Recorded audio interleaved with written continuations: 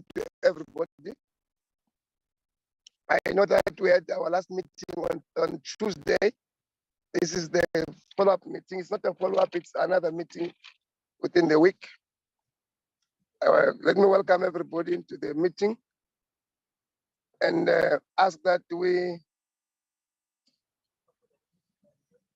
I'm sure we all have gone through the budget speech. We have got our views about the budget, and also we really did identify things that need to affect our portfolio committee and our department.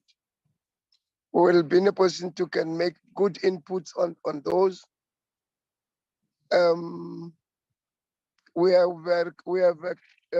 were surprised yesterday night by the departure of Mr. Director. It might be good news to others and bad news to others, but I think the fact that he's no longer with us, it's a fact that we can't do away with. And ours is to see to it that we have got electricity that is not load shaded. We might be given briefings during the course of the month or so about the developments thereof and thereafter. But we have got no input into those developments is to be informed. Let's observe the moment of silence and for meditation and prayer.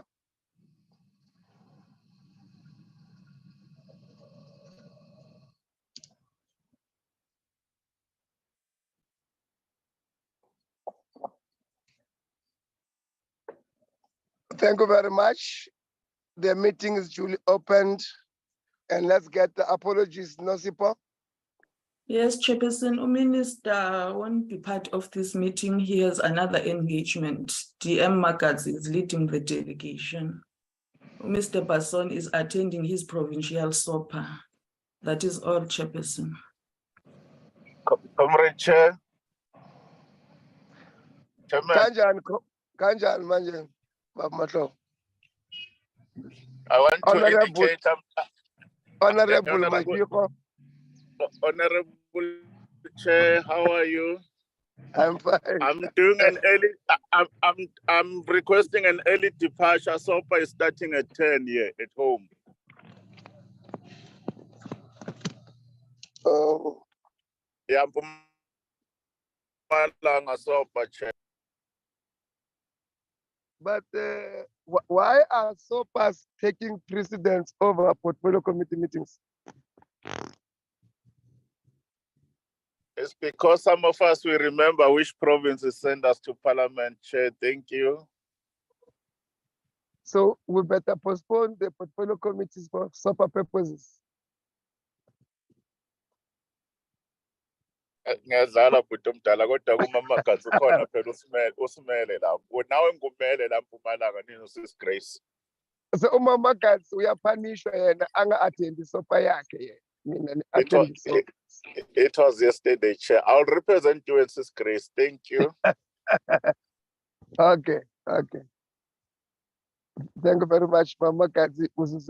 But you would suffer the consequences of being proactive, planning in order for you to be in the portfolio committee, where we are punished.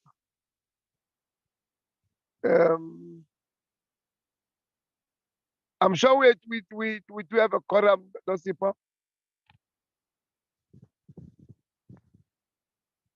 Yes, Chairperson. Okay. The Mamakazi, we are on your hands. Welcome to the meeting.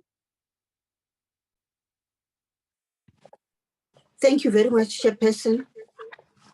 Let me greet everybody on the platform, but specifically honorable members of the Portfolio Committee, the Director General of Water and Sanitation, Dr. Sean Phillips, officials from the department and from the from Parliament. Indeed, Chairperson, as we are meeting today, you have just eloquently said that the state of the nation has been presented, and all of us now are aware of what is entailed as a roadmap for us for this whole year.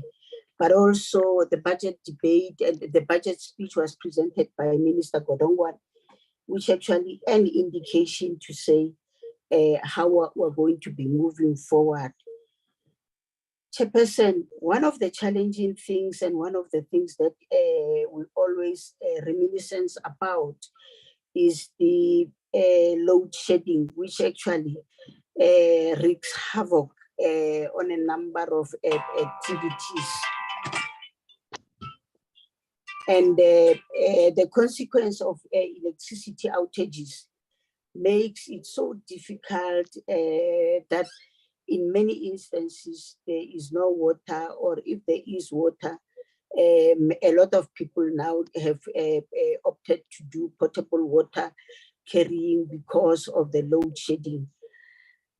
Within the same breath, Chairperson, let me indicate that the floods in several of our provinces has really made it even worse, because in some areas the bridges have been washed away.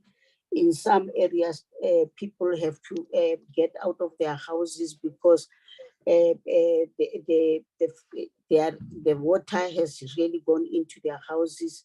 And I believe that these are some of the things that we should be able to say, how do we deal with the situation going forward? Because destruction of infrastructure, disorganization of livelihoods and lives is one of the things that we're seeing with the floods.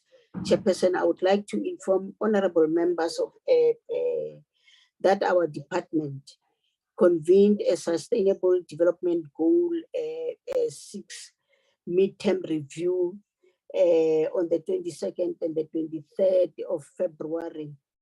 The objectives of this review was to provide midterm review and midterm progress on the 8 targets of SDG 6 and the 11 indicators that have been put forward, to also obtain a commitment from the sector on how we can be able to improve service delivery of the SDG 6 in the Republic of South Africa. And lastly, our objective of the summit was to inform ourselves of the status of the SDG 6 in the Republic of South Africa, where there are challenges. We should be able to attend to these challenges. Where we have succeeded, we must be able to blow our trumpet that we're doing well in this SDG 6. But I need to indicate that we have seen 3 targets where we are not doing very well, Chairperson. Target 1, which is clean water, target 2, which is sanitation, and target 3, which is quality of water. We're not doing so well, and we need to up our actions so that we can be able to, by 2030, having really reach all the other targets that are doing very well. Chairperson, we're talking today, we will be talking to the issues of boards, and we believe that the minister having entered the Department of Water and Sanitation, one of the immediate things that he started doing was to reconfigure the board so that as we plan, as we finance, as we do work, the boards are really reconfigured and can be able to deliver on their mandate. And the process will be ending by the end of March this year. We are having challenges of huge amounts of debt that the municipalities are owing to the boards as they assist in performing their mandate.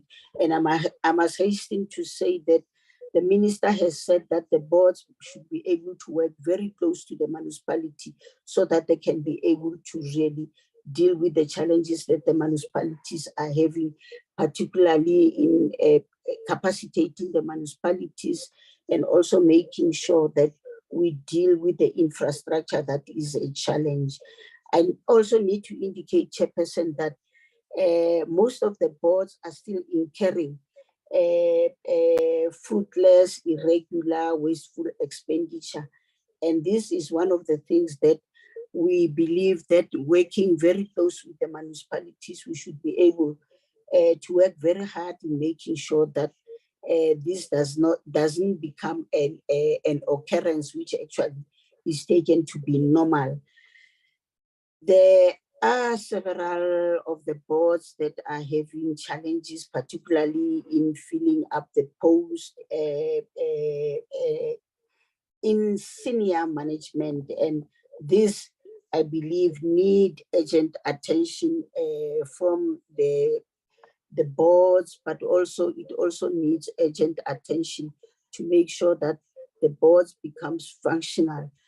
Let me indicate that in terms of the audit outcomes, we are all aware that Magalies Water Board has outsmarted, and we need to congratulate them that they've got an unqualified audit with no findings.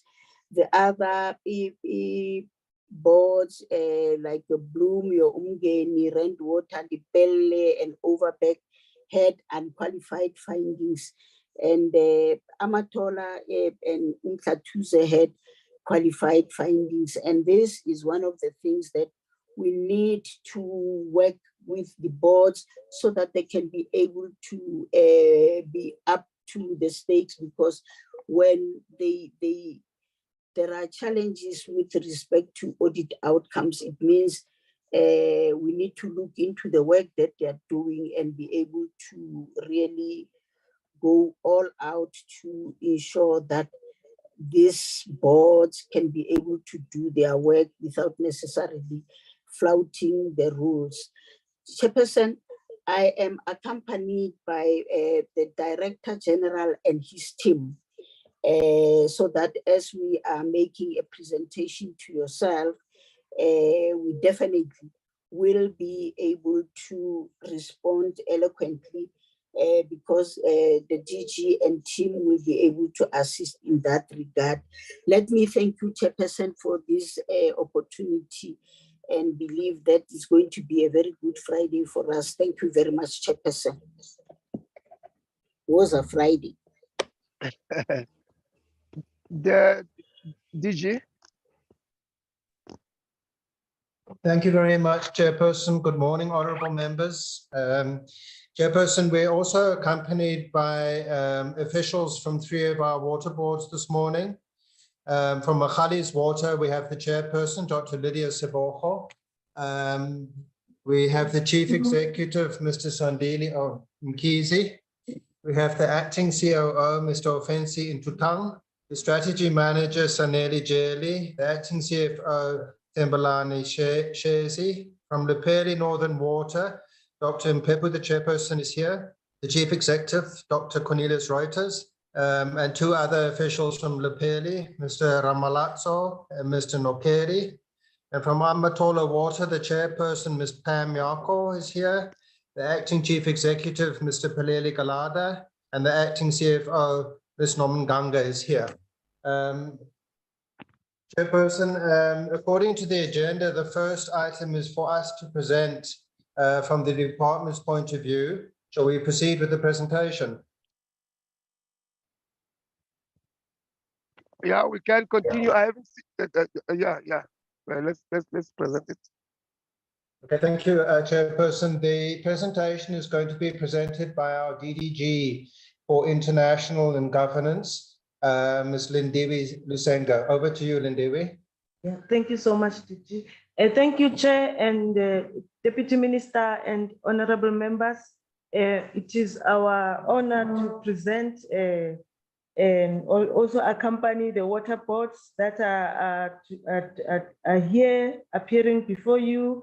Ours is also just to take you up to speed with the developments in terms of our reconfiguration process. So in this regard, Chair, the overview or the content of our presentation will look at the constitutional and legislative mandates, key water boards performance in 2021-22, at a high level, and as you may know, each and everyone will be presenting their own, and just at a high level, we'll do that, and their performance, the financial status of water boards, irregular, fruitless, and wasteful expenditure, and governance status. So, Chair, and you may, as you may be aware, also we're in the process of reconfiguration. We'll touch a bit of on that. So the next slide. We are on the constitutional and legislative imperatives. These are the sections in the Act that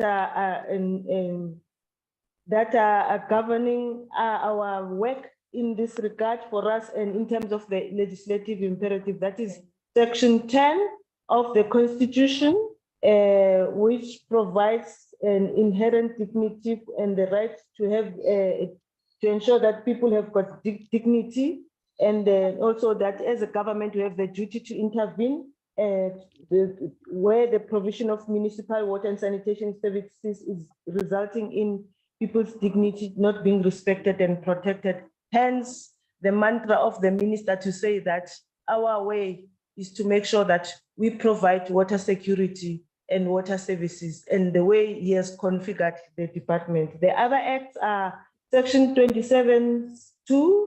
I will not go through them, but I'll just highlight them. And also in terms of this legislation, the water boards are established by the Minister of Water and Sanitation in terms of Section 28 of the Water Services Act, where Minister has that role to disestablish and establish with after consulting with the water boards themselves and also with the water services authorities. And so this is the trend that you'll see when we talk about reconfiguration and giving status, where you'll see that a minister has done that in terms of that Section 28. And also that in terms of Section 29 of the Water Services Act, that the primary activity of the water board is to provide water services bulk and reticulation to other water services institutions. And also a minister who is a shareholder and executive authority for water boards has the mandate to appoint the boards and provide the oversight management. And therefore in this presentation, we'll give you the status of that, that governance aspect and that oversight. And lastly, the water services legislation framework is clear that we have not been implementing it to its maximum in terms of water boards supporting municipalities. So that is why Minister has come up with this term of reconfiguring, so that we can be in a better position to support the municipalities. And also in terms of the way he has reconfigured the department. The next slide. Chair, the next portion, next slide. We are going to look at the key water board reforms in 2021-2022.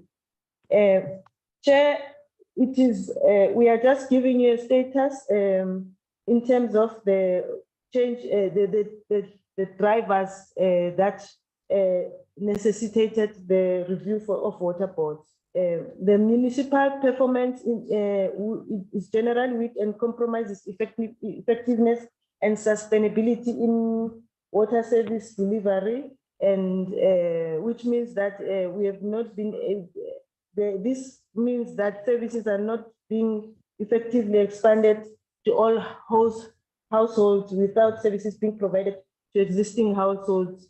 And so in this regard, we were looking at how we can provide the quality of services, and hence the way we are reconfiguring. And also the issue of geographic areas that needs services of water boards has been one of the drivers, and hence will report to you how we have reconfigured these water boards that are existing, and some areas of are serviced by multiple water boards, resulting in degree of institutional confusion. And then we've cited an example of Hammanskraal, where two water boards and the Tshwane Metro are all supplying water, resulting in that confusion. So we wanted to make sure that we start to clarify that so that when there's clarity of purpose, there is delivery and there's no second guessing about issues. So in some of these instances, the relationship between water boards and municipalities are poor and not conducive for optimal outcome for service delivery. So that is why that is one of the drivers, and therefore also the issue of financial viability, Chair. And as far as possible, water boards should also be financially sustainable and able to raise capital from market for infrastructure projects.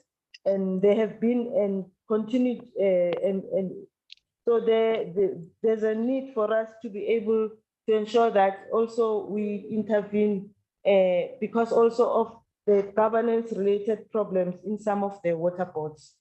So Chair, the next slide talks to the rationale for the reconfiguration, which is as follows. We wanted to make sure that we review these water boards in terms of financial sustainability, service extended to areas that are not currently served.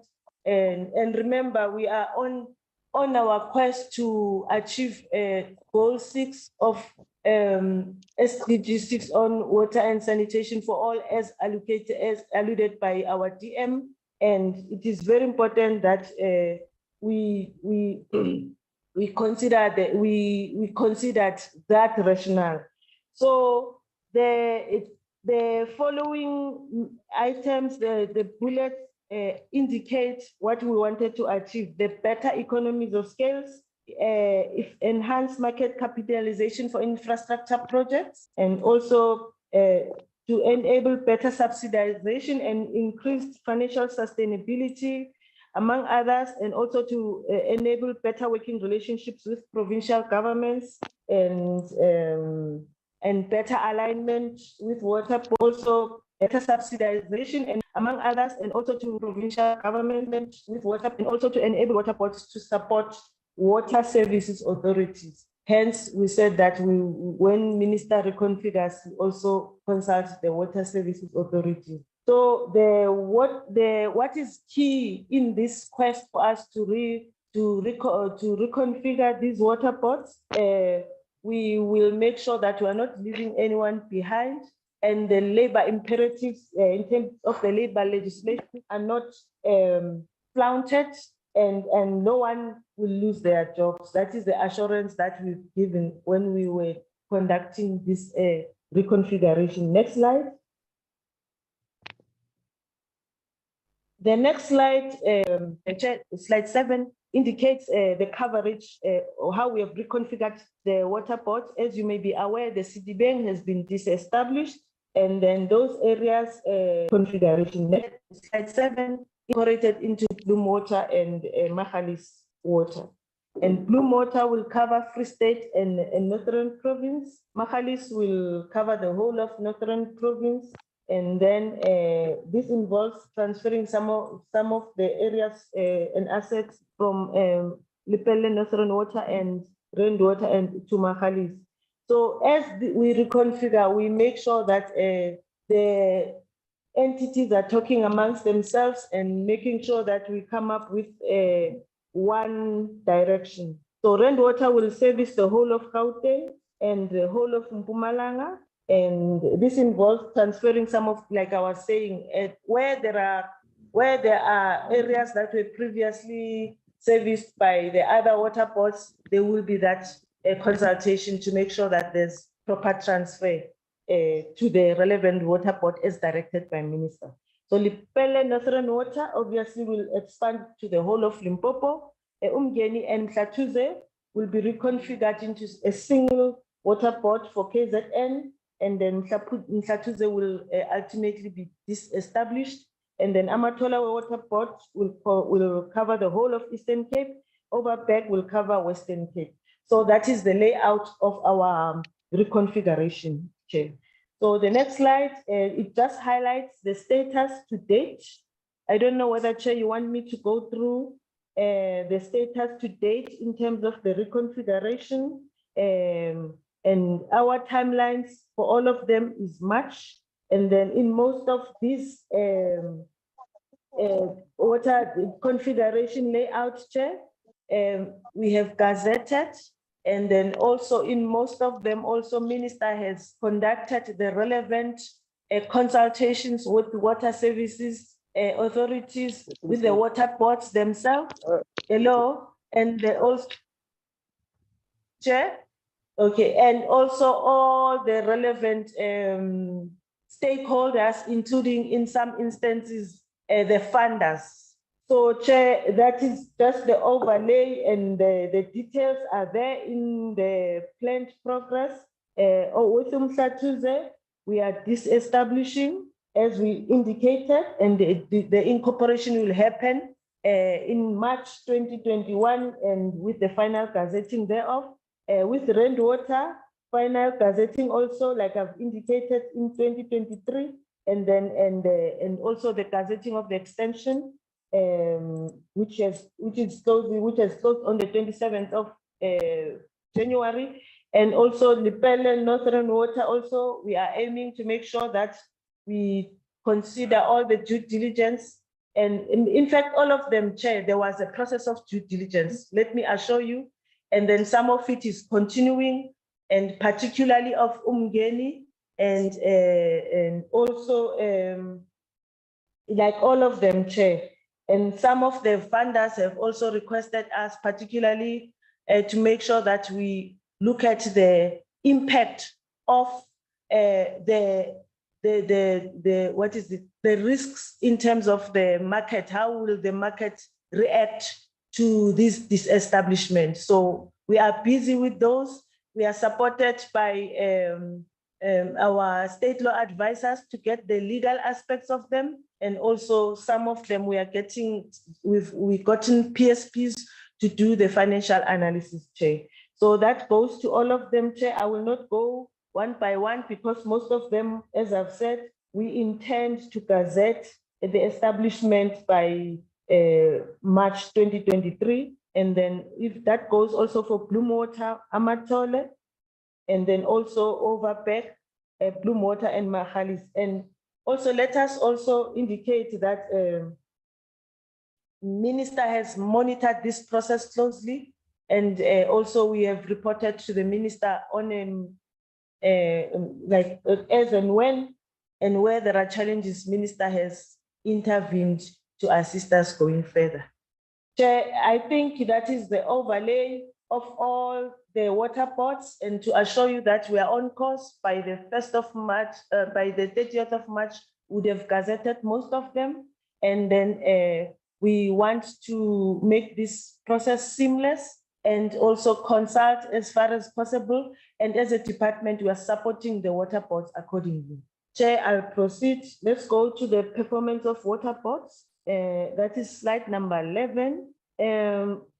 That performance is in terms of regulation 29 of the Treasury regulations, in terms issued in terms of the PFMA Act of 1999, Act number 1 of 1999 as amended.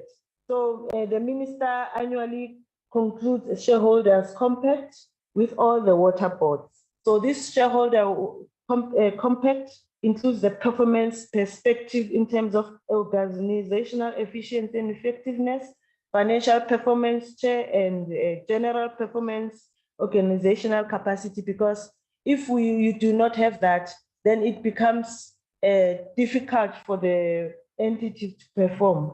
So in this regard, the selected objectives and indicators in the next slide has been on water quality compliance, non-revenue water, which is a key to this country and a challenge as witnessed by the research that we have, and reliability of supply, increased access to services, financial reporting compliance, and governance, because it's very important. All of these are in terms of the ministerial outcome in support of the minister's performance agreement and the related outcomes in that agreement. And also in terms of this slide, Chair, it shows the alignment, that we are aligned to the minister's performance agreement. We are aligned to DWS strategic plan, and also we've outlined the impact that and outcome that we're expecting in terms of water quality and non-revenue water, because this is what is killing our nation, and really, and also challenging our water security situation, and also the reliability of supply, which causes the issue of disruptions, and also the challenge for the communities that end up toing, so to say, Chair. So in this regard, Chair, we also look at the issue of financial reporting, where we expect that in terms of our compact, the entities should achieve unqualified audit reports, and then also the governance, and also to improve the issue of performance of fiduciary duties in terms of governance. Hence, we monitor the boards and also minister as we oversee all of those and ensure that we support the department accordingly. So, Chair, that is just the slide of indicators. The respective water boards will talk to this. The next slide. So I'll try to move fast. Chair, this is the overall performance of water boards for 2021-22. The performance outcome of the 5 water boards are below 80% of the planned targets. That is Amatola, Bloom Water, Lepelle, Mhlathuze, and the non-achievement of targets have an impact in this regard, Chair. It is concerning that then in this to the fact that if they are not achieving, then that impact has got renders it affects service delivery and also impacts on the citizens, because it's very important that we really achieve, even not only the water boards, but also all the state entities need to achieve what they've set as their targets. So, Chair, they will go deeply into that. And in slide 14, Chair, let's look at the target of quality water quality performance, Chair. So there is the legend, and everything is there. And in terms of compliance with water quality, 2021 and 2022, Amatola indicated shortage of chronic gas as reasons for non-compliance. Umgeni regression is due to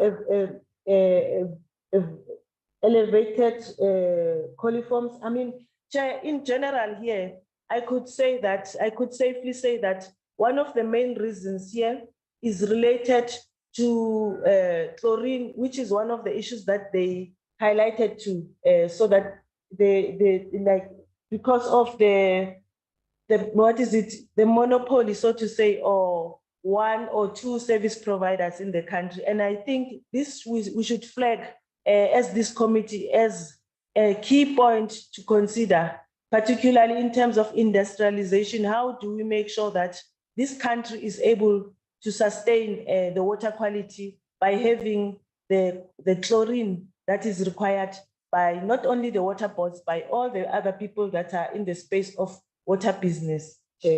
So that goes to, and also Overback also, and Lepelle. Lepelle improved to achieve set targets, while Overback continued to experience challenges in achieving the set targets. So, Chair, we are engaging with the entities, and the related DGs will also assist in this regard.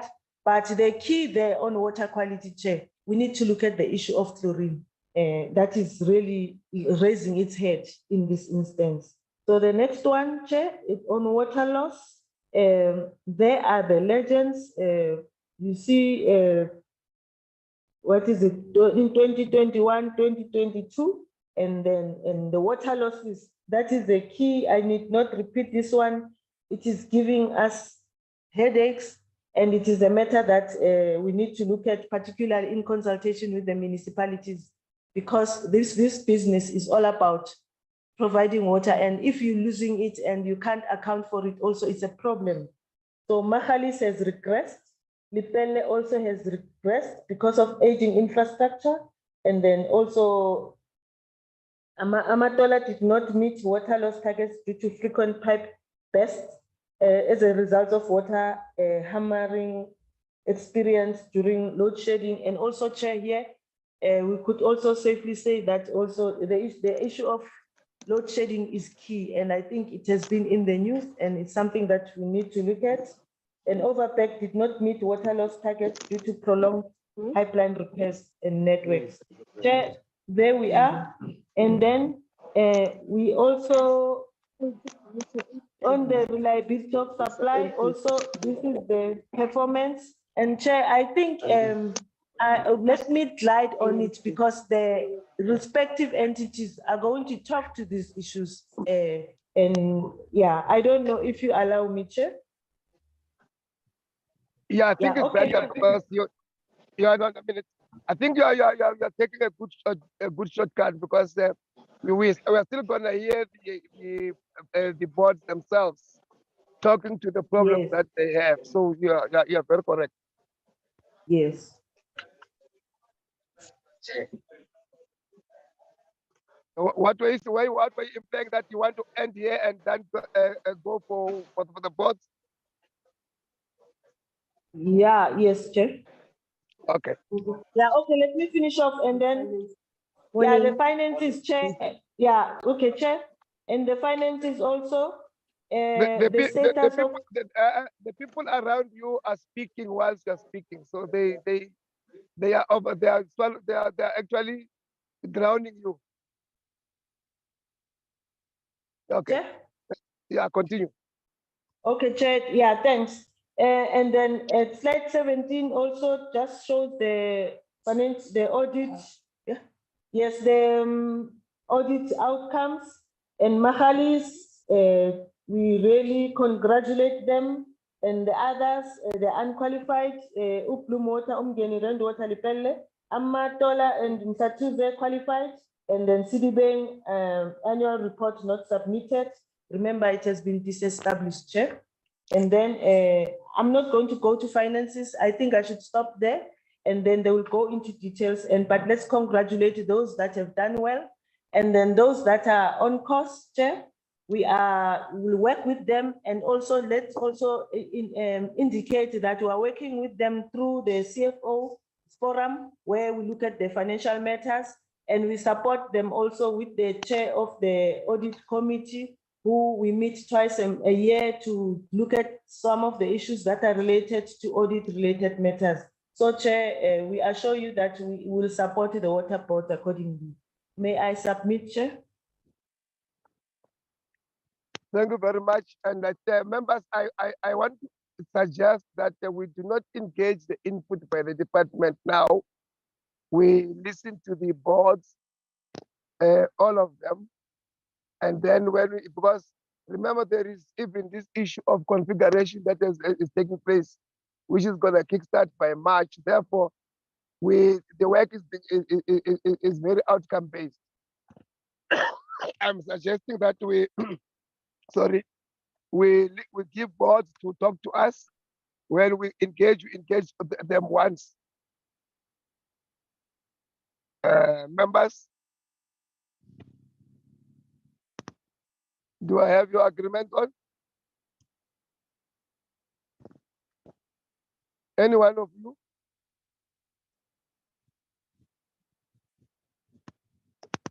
Okay, silent means consent. Amatola.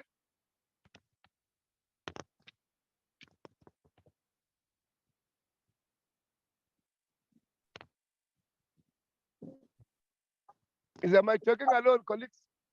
Is it our Chairperson, Yes, because I was asking that members for them to agree with me, but they are silent. I'm now asking Amatola to present.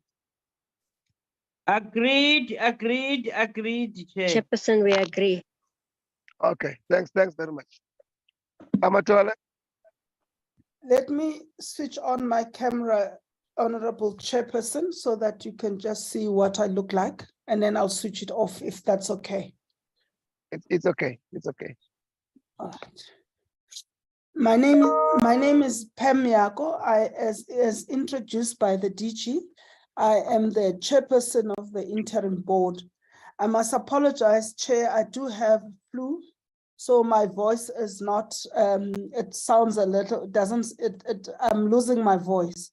So, but I will just introduce the presentation and then allow Mr. Galada, the acting CEO, to do the presentation. Just to say, Chairperson, that we are a board of 7 members, which was appointed as an interim board at the beginning of, at the end of March 2022. And I know the department is in the process of appointing a board, a permanent board for Amatola. So we are a caretaker board, if I can call ourselves that. And having started in March, end of March 2022, there was a couple of things that we focused on. And those were included just stabilizing the organization. And I'm sure members would recall that there were a lot of, there was labor unrest and other things that were happening in the area at the time. And as a board, one of our tasks was to try and stabilize that. We've also looked at strengthening governance, and we'll cover those in the presentation. And also the third thing that we wanted to prioritize as a board was improving our relations with municipalities, especially those municipalities that were responsible for rendering primary business to. And those are 3 municipalities at the moment. And then the last area of focus was around strengthening our delivery capability. As members might or might not know, there had been areas where a lot of were behind schedule as Amatola Water with regard to projects that we're implementing either on behalf of the department or on behalf of municipalities. So one of the priorities that we set ourselves as a board was to make sure that we get our delivery capability improved. And that meant that we needed to recruit technical people to assist the organization. So coming to the integrated annual report chairperson, which is the business of the day, I have Mr. Galada, who is the acting CEO. His substantive position is CFO in the department, in the entity, and he is accompanied by Ms. Nomganga, who is the acting CFO. So I'm going to hand over to him, Chairperson, to do the presentation, and then if there's any questions, we will come back and provide those, if that's okay, Chairperson. Thank you.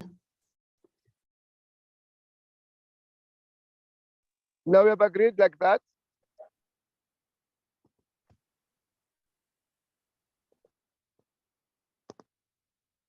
Acting CEO.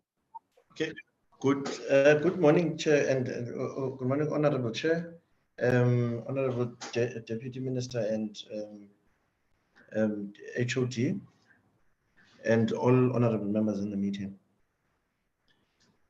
Okay, I will start. Just to confirm, is the presentation reflecting? There is an Amatola letterhead and integrated annual report 2021-22 on the screen. Thank you, Chair. Chair, I'll go straight to, this is the area that we are currently gazetted for, that we're operating, and with the value chain of the organization, with us currently participating in the bulk infrastructure, in the bulk supply. We have, Chair, participated in part of a distribution chain to our clients, mainly that of the Amatola region, to make sure that we get the services to people utilizing that channel. That is the overall governance structure. Sorry, Mr. Galada, through you, Chair, Honorable Chair, if I may. Mr. Galada, your presentation is not moving and it's not on presentation mode. I'm sorry, Chair, to do this. Very proactive. Can you see the face of Mr. Galada as done by the chairperson of the board? There is Umusondoda. labo umkhona ubuso nje. Oh, who was his name? Yes, this is myself, Lepelle Galata. Okay. I see you. Yes. Thanks. And through you, Chair, Mr. Galata, can you put it on presentation mode?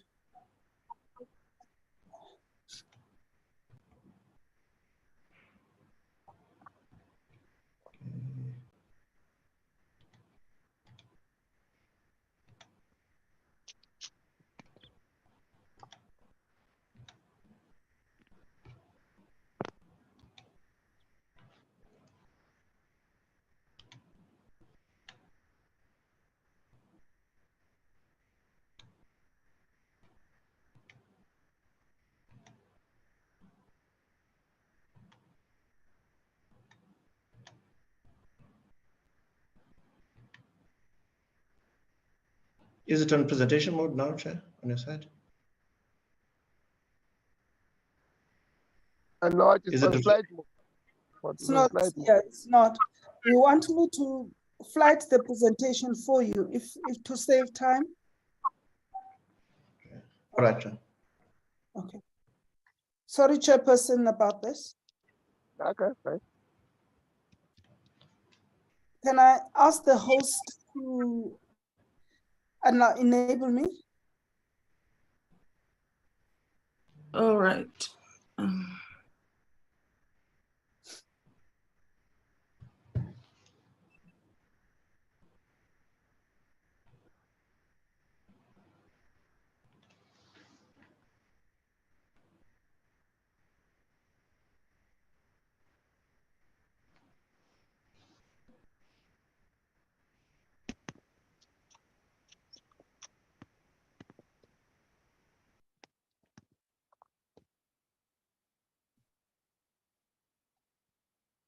You are co-hosting, ma'am.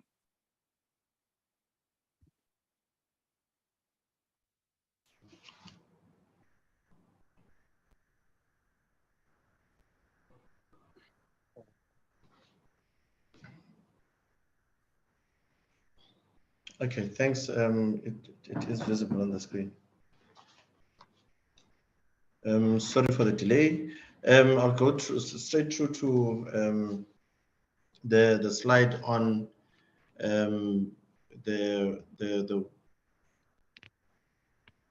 first, the purpose of the presentation is to brief the Portfolio Committee on the water and sanitation performance for the 2021-22 financial year. I've covered the current gazetted area in terms of what we're servicing during this period, and that it covers in the main the areas of Buffalo City Municipality, Amatola District, Jogabi, part of Jogabi area, Krisani area, excluding the Ngobo Municipality, and Ndlambe Municipality. So that is the current value chain, with bulk infrastructure being what we are responsible for currently. We have participated in the part of e-connector infrastructure to make sure that we get the services to the people of the regions that we serve. Going forward,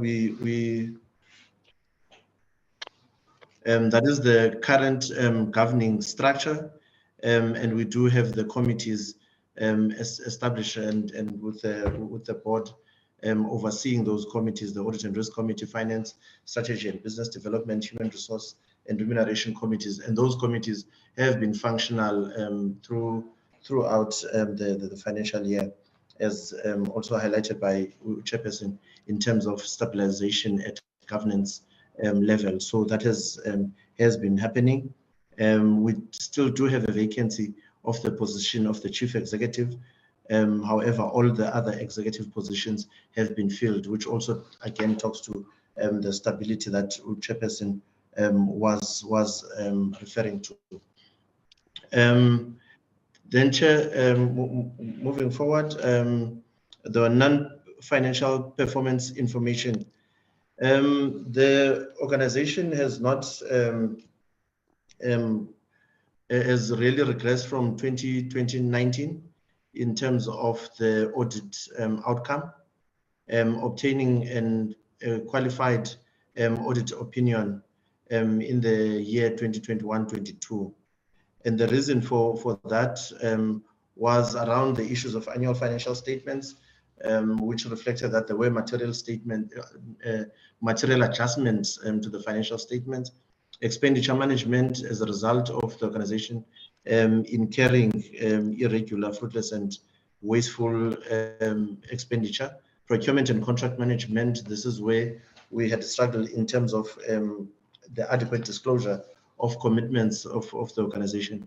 And also in terms of procurement, it does fall from the one of expenditure management. That's not, procurement processes were not always adhered to in the acquisition of goods and services. In terms of consequence management, having incurred irregular, fruitless, and wasteful expenditure, there is no consequence management that had been undertaken in the financial year in terms of dealing with that. Now, this is because that part of that is still under investigation, and which investigation we want to conclude within this current year, in this third quarter that is ending now at the end of March, so that within the fourth quarter we're able to deal with that. Then there were revenue management and strategic planning issues that were raised in compliance, and this has resulted in us getting a qualified opinion. We can move to the next. In terms of what it is that we are doing, annual financial statements is to really revisit the expenditure of previous year, all the population, because the irregular expenditure that we are talking to dates back to the financial year 2019-2020. So there is work that is currently underway, and which is what I'm indicating that we are wanting to conclude by the end of this quarter, so that we are able to fully disclose, so that we remove it as a qualification, and then we look at also how we deal with consequence management around that. We are in the process of appointing a vet specialist just to assist us in that aspect. The contractor is already due to start work in the month of March with respect to that. Expenditure management, also there is work that is underway. Another thing that we are now doing is to make sure that on a monthly basis we do properly close each month, and on a quarterly basis preparing financial from the second quarter, preparing financial statements as though they are for submission for audit purposes. So we are preparing them in that detail, so that when we get to year end, we know what is in our finances. And we are making sure that we do proper monthly reconciliation and charges correctly to the clients. Procurement and contract management, we have capacitated the area of supply chain to make sure that we do improve on contract management as well, so that we monitor the contracts, and then when there are deviations, which is sometimes the case in construction projects, they follow proper process, because that is what has landed us in a qualification around that. And then on, okay, moving on. In terms of consequence management, is the establishment of a committee that will look at that. So we are in that process currently, and then we are presenting to the Auditor General in terms of how we are going to be dealing with that, so that they also concur with our process that we follow, so that they don't come at the end of the year and they do not agree with the process that we have followed. So there are engagements that are taking place within this month of March to make sure that then we have a whole quarter that we can resolve the issues around that. Revenue management, we do have an issue around that. Really the aging has increased, although there is some improvement in the 2021-22 year in terms of how we are collecting, but there is more that can be done. So there is a process that is currently underway with the department to look at how we deal with municipal debt of all water boards.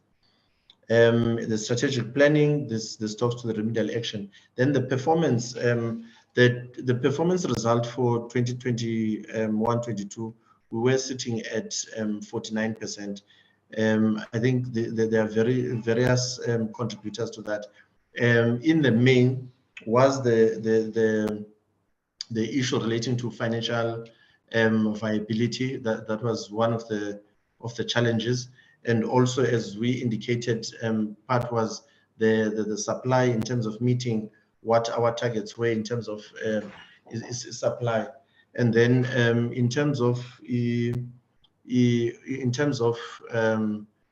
the financial viability, we've really been adversely affected by the ratios, the financial ratios. We're really not meeting the required level. This continues to persist. A minute. Ma'am, Yako, you are talking, you are drowning the presenter. Yeah, Chair.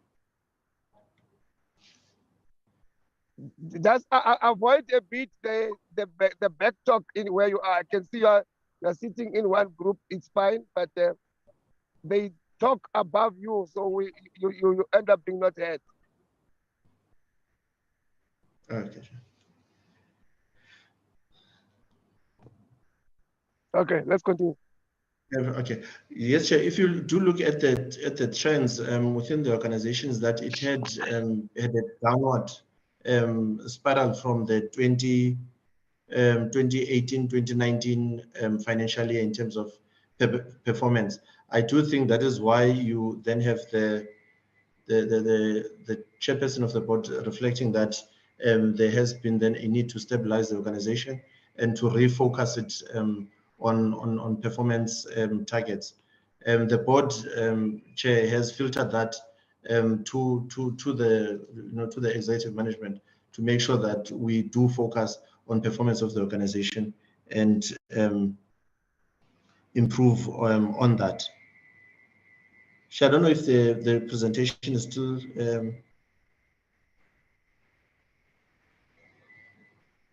reflecting. No, it's not. It is gone.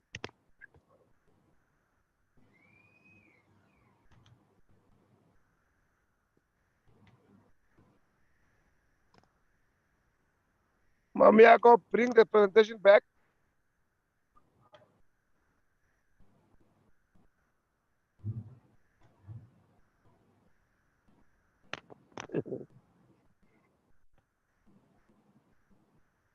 Okay, let me. Chairperson, is Sean here, the DG? I think they might have load shedding there. It's disrupted their connection. Okay. Now, if it does, and they are in one building, so we're going to have a problem.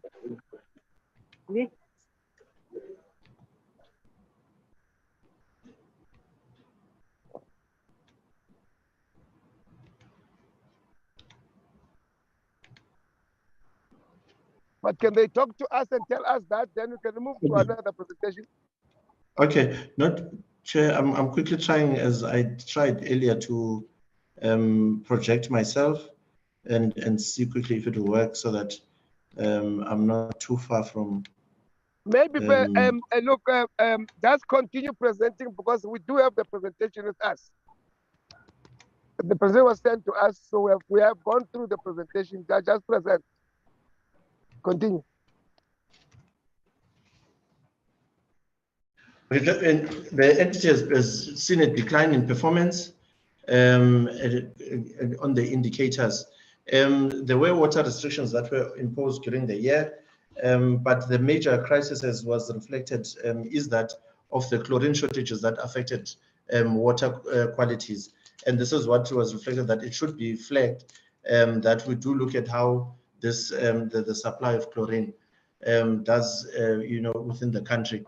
So that did pose a challenge in terms of the water quality in the year that we were in. That has persisted into the 2022-23 year. However, we do have proper contracts in place now with performance requirements in terms of those supply of chlorine. There was a prolonged drought that left Debe Dam empty and affected the assurance of water supply. So that is part of what impacted on performance. The aging infrastructure is also an issue, resulting in increase in water losses. In the current year, there are a number of projects that we're undertaking that are relating to upgrade of parts of the distribution system, so that we do reduce those losses. We're currently sitting at a target of 14%, and we do wish to continue to reduce that target going forward. That is the picture of the water quality, with 7 of our 9 plants then achieving that, with 2 of them being excellent. The ones that were affected is that of the Albany reverse osmosis plant, and the area which I had reflected on, Idebe area. This is the trend in water losses. You can see that there is an increasing trend in terms of that, and it's currently in 2021-22 was sitting above an average of 14%. We have targeted the 14% in the current year and are really working towards achieving what we were able to achieve in 2014-15, and that is being below 10% in terms of water losses. On financial performance, we do still reflect a balance sheet that reflects total assets that exceed total liabilities by a total of 1.8 billion. So that does put the organization in a good financial standing, and also our current assets exceed our current liabilities, with the current assets sitting at 509 million, with current liabilities at 374 million. So that is a good position, which means we are able to meet our financial commitments as they become due. So in terms of that standing, we are. What has happened though is that the organization has, for the past 2 financial years, has had deficits. In the 2021 financial year, it was 98.5 million, and then 2022 financial year was sitting at 180.79 million. There are non-cash items within those amounts that relate to depreciation and impairment loss and other provisions. This reflects that we would then have difficulty in replacing the assets as they become due for a replacement. In the current year, we are still faced with this position of a deficit, although we're currently targeting that we have the deficit that we had in the previous year, so that we start to improve on the financial performance of the organization over the next 3 to 5 years. That is the equity position that reflected. We're sitting at 1.5 billion net, 1.8 billion net worth of the corporation, of the organization. And then in terms of cash, at the end of the year, we're sitting with 252.4 million. It is a position that we want to improve from, because we're sitting at in 2021 at 417, and we do want to go towards that, because that then does allow us to consider some investment into the infrastructure that we have. With the 252 million, there is limited infrastructure developments that we can do from own funding. The trend, that is the trend in primary revenue.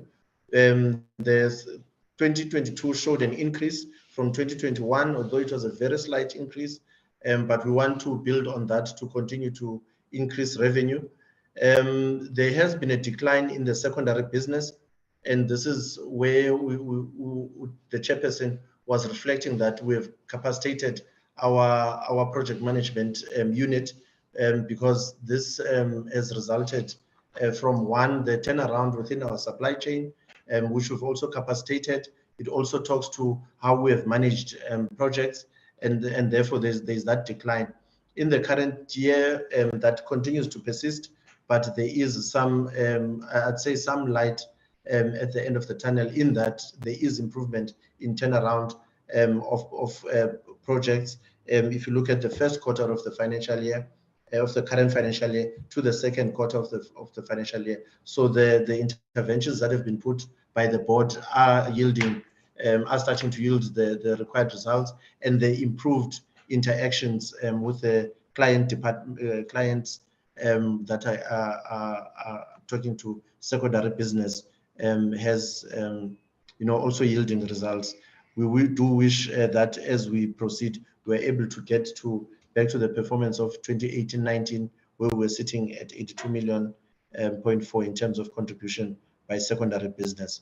This is a reality that we do face in terms of municipal debt.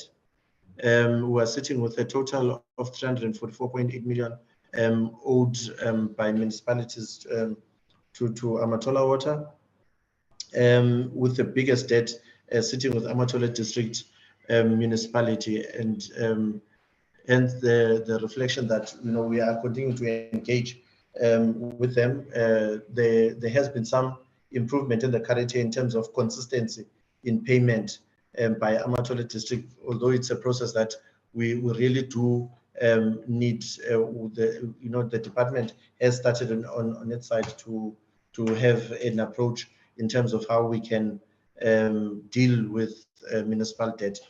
So we are continuing on our side to engage with the leadership of the Amatola District Municipality to adhere to committed terms around the payment of that. And also on other clients like Ortambo and Makana and Buffalo City, we continue to follow up on those debt. In the main, what is the biggest long outstanding debt is sitting with Amatola District Municipality, followed by Makana and Ortambo. Key financial ratios, I will not go in detail in that, but just to say the current ratio for 2022 was sitting at 1.34, which means for every rand that we owe, we do have 1 rand 34. Hence, I was reflecting that that is a position that we want to maintain. The debt equity ratio is sitting at nil because currently we do not have borrowings as Amatola Water that we have in our books.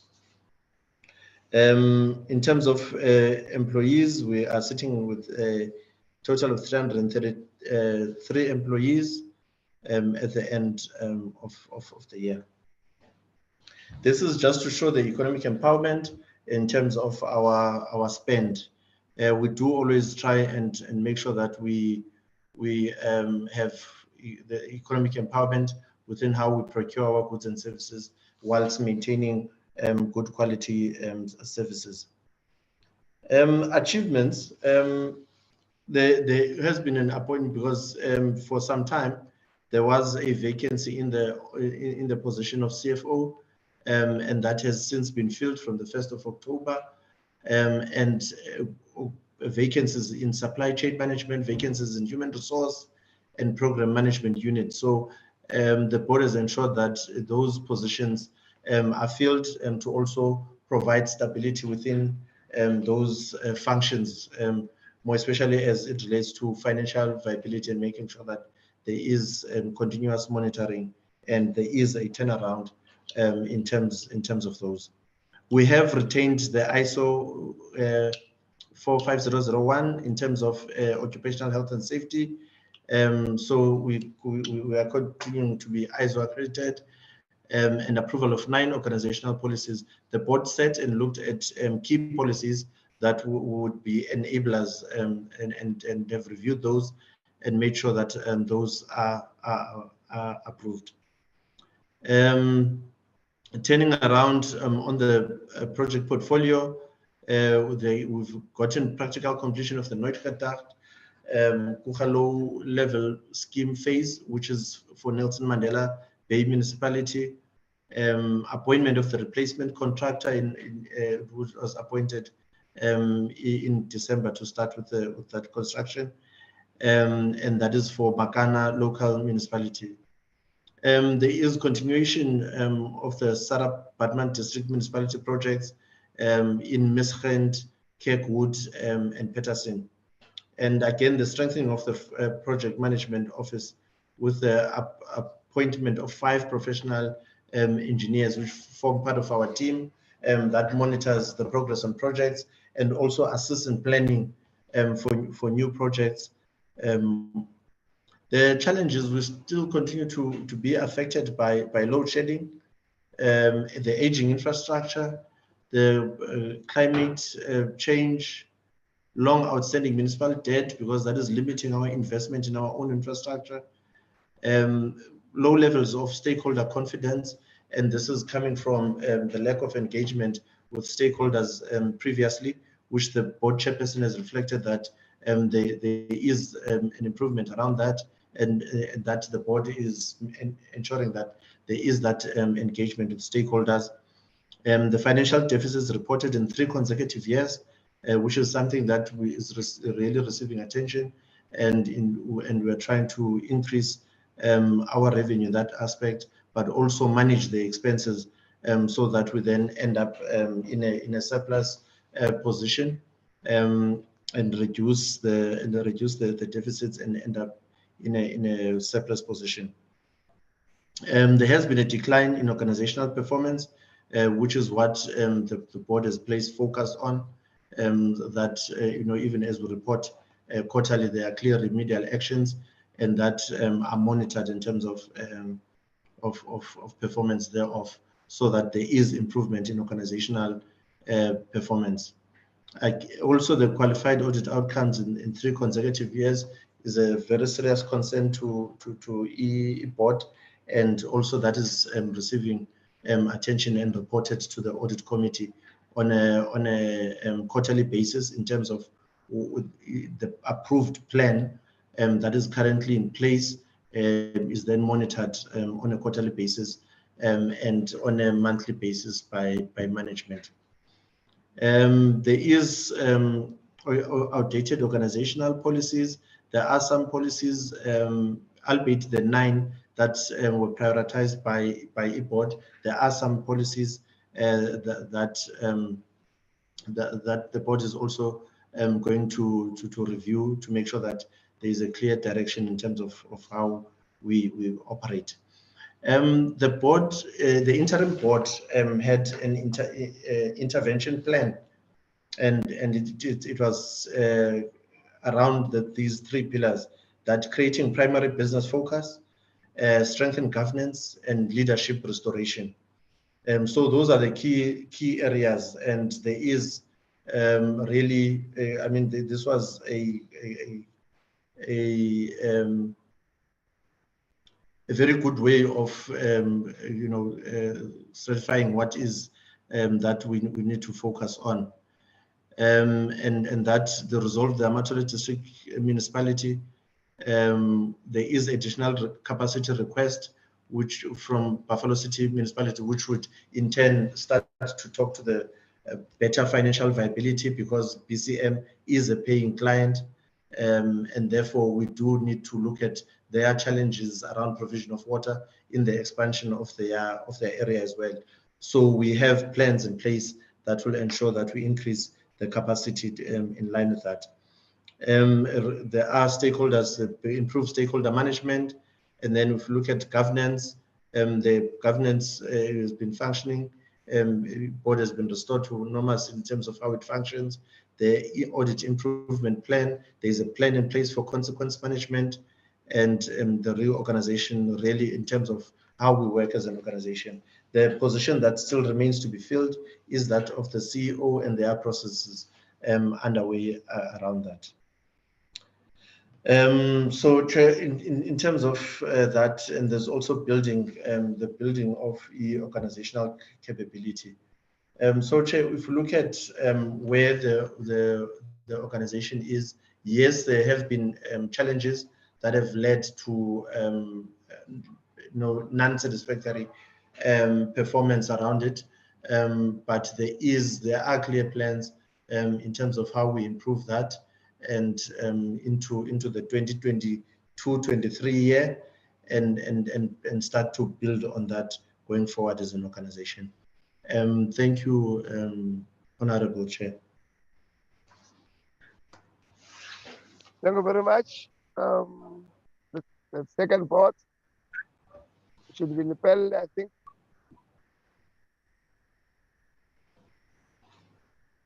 Thank you. Thank you, Honorable Chair. My name is Ndweleni Mpepu. I'm the chairperson of Lepelle Northern Water.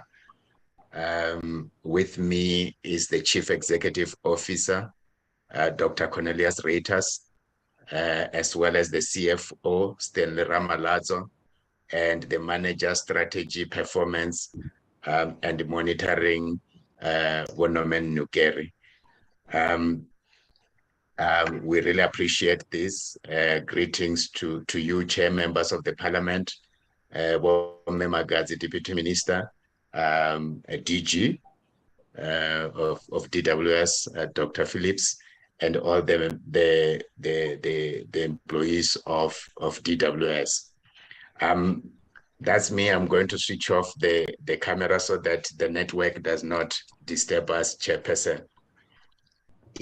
When we came in 2021, when this board was appointed, Chairperson, the main focus as given by the minister was to clean and change the image of Lepelle Northern Water Board. And you will understand it was because we were founding ourselves, Chairperson, in a media for all the wrong reason. Because of the Giyani project, all the investigation that were happening at Lepelle, SIU, Public Protector, the Hawks, and we needed to change that perspective. And our main focus, Chairperson, was that we had 4 areas that we needed to focus on, and the CEO and the CFO will go into the detail on that. One was that in terms of human resources, we needed to review and capacitate this organization. When we came in, almost everyone at executive was acting, and those positions needed to be filled up.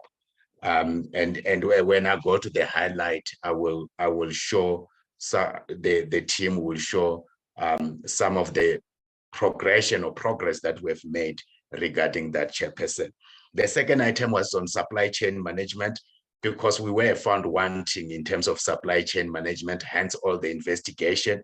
And we needed to review our policy, tighten the system so that is not penetrable, and we ensure that we appoint service providers that will be able to give us the service on time, of quality, and we should be able to complete our project. The third one was on operational efficiency, so that we improve in terms of running our scheme, Chairperson, but not only that, to complete projects that we have, including Giyani project, which I'm sure the CEO will also highlight that the water will be moving from Nandoni to get to the canal at Shukukwana next week.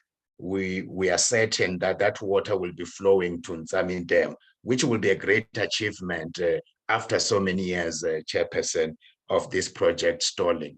And then the reticulation will be moving on the other side. The last item was on sound financial management in terms of limiting the irregular expenditure and all the wasteful expenditure and moving into the clean audit, Chairperson. Before I hand over to the CEO to go into the detail, Chairperson, some of the key points or achievement that we have made, and maybe we must just brag about them a little bit to show progression on this board, was that we managed to appoint various executives, including the CEO, Dr. Cornelius Reiters, and the CFO. Dr. Cornelius Reiters is a civil engineer, professional civil engineer with 2 PhD, one in natural science and one in civil engineering. So we needed that in order to ensure that we, someone of that caliber who will take us to the next level. As CFO, we went straight to appoint a chartered accountant who has been having experience with AG, but also has been with us for some years and knows the system, and he should be also taking us to another level. We also intentionally created a position, Chairperson, of GM Engineering Services, so that some of these skills and projects that we have, we should be able to expedite those projects. We never had that position. It's a new position, and we would like to build even project management unit internally within that position. We achieved the unqualified audit, which was great, and we reduced some of the material findings from 7 to 2. And I can say that the team is hard at work to ensure that for the first time in many years, Lepelle, when we come back next year or so, we should be able to achieve clean audit to show that we are busy at work. We are busy with the implementation of Oliphant Sport Ebenezer upgrade to amongst other replace the aging infrastructure, but to also upgrade the plant from 60 to 120 megaliters. Polokwane has been facing a major challenge with water, and this project is geared to ensure that it addresses that. I've already spoken about Nandoni. I'm sure, Honorable Chair, you come and celebrate as the water gets to Nzami, but also as the reticulation is progressing. We have improved our deficit, which is also one thing that maybe we must put it here, from 44 million to a surplus of 94 million. Chairperson, if one of the challenges we have is, of course, the municipality owing us debt, and you have heard about that even with Amatola. We need to work very closely with the municipality. What Magalies, the Deputy Minister, have also mentioned that that becomes a challenge with us. But we are trying to build a good relationship and working well with the municipality. But we still have 2 municipalities that owe a substantial amount of money. Between 2 municipalities, almost 700 million, which we are sometimes even have to take an action, including restriction of water, so that we can be paid, which we know has got some consequences, Honorable Chair. We have improved from 11 irregular expenditure in 2027 to only 1 in 2022, which it shows that progression that we have. The presentation that the Chief Executive and CFO will outline all the detail, Chairperson. If you allow me, can I please hand over to the Chief Executive Officer to then give a detailed presentation? Thank you.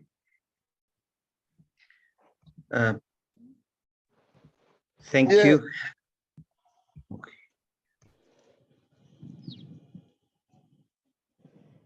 Let's go.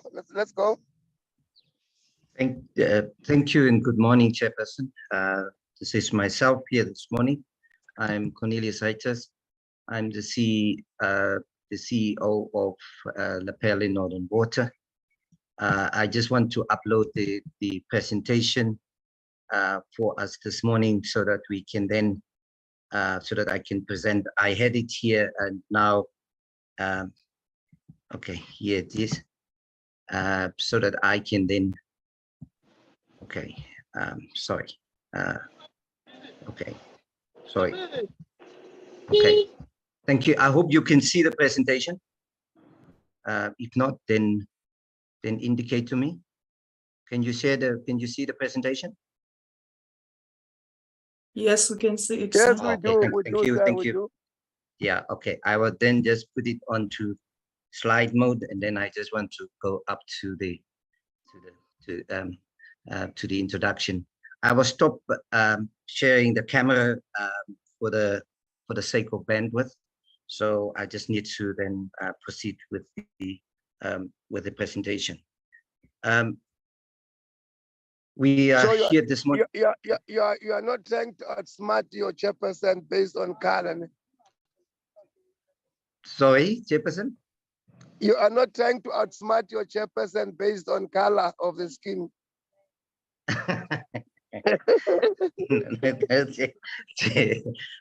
Thank you.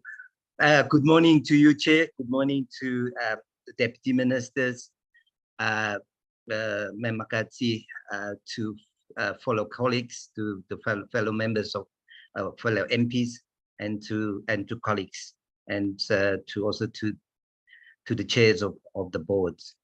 Thank you, Chairperson. We will present this is our table of content. We will have the introduction, then performance environment, organizational environment, the non-financial performance, and then the financial performance of the organization. The Q&As later on, myself and the CFO of Lepelle Northern Water will then address whether there's any questions with regard to the non-financial and the financial questions. Now, one of the aspects that the chair have already touched on is that our strategy in the financial year in question was that we want to highlight in terms of the reports made, in terms of the progress made. First of all, in terms of the overall organizational performance, and then within the annual report, we provide an opportunity also to identify those particular areas where improvements are needed. There's still work to be done in terms of the turnaround of Lepelle Northern Water. We also then indicate in terms of the targets achieved and give an indication of the good work that's been done in terms of the pocket of excellence within Lepelle Northern Water. And then also on the targets not achieved, to give an indication on the challenges faced in terms of the implementation process, and then also the corrective actions that we are now going to be put in place to make sure that we even go to a greater height in terms of what the chair of Lepelle Northern Water Board have indicated. We're operating within the province of scarce water resources, and that is requiring that the entity optimize the water that's available to make sure that we supply to the water services authorities and to the water users. And specifically, we are also a supplier to the mining industry within Limpopo, and there's also a greater need in terms of that for the economic activities of South Africa. We're operating within municipalities that have high rates of indigence and high rates of unemployment, and we will later see within the presentation and that what it's done translate in terms of the what the chair have already indicated in terms of the debt owed to Lepelle Northern Water and the rate of payment.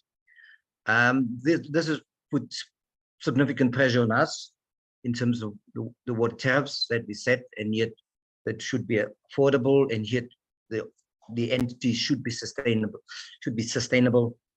and that its existence depend on this.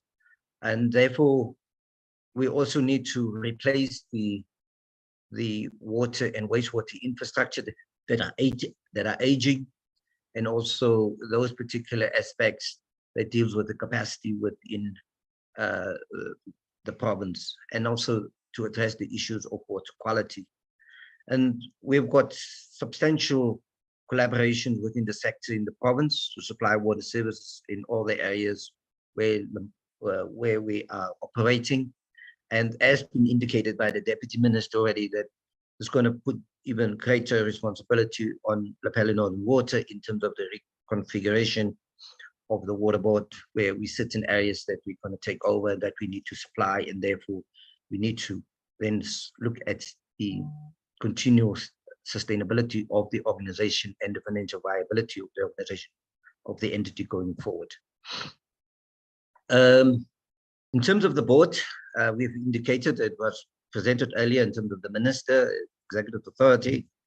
The L&W board is the accounting authority. This morning, the chairperson is here.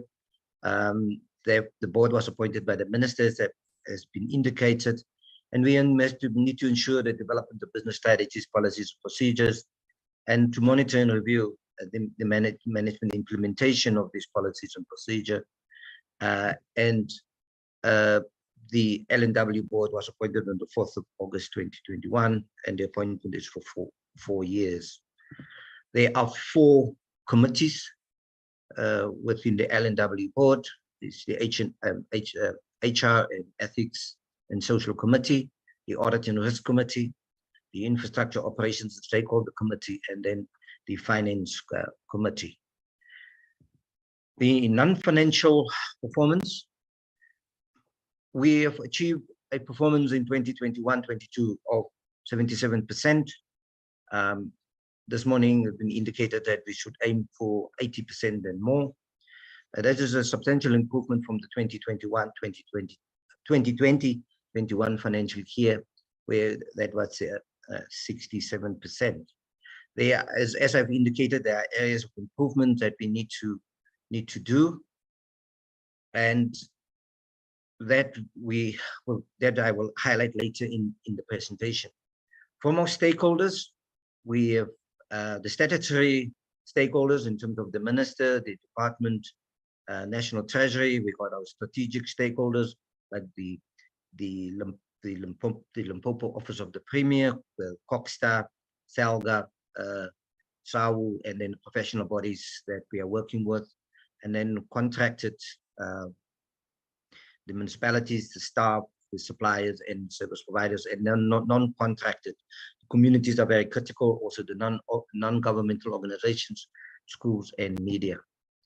The customer satisfaction, this is one of the areas that we want to achieve even higher.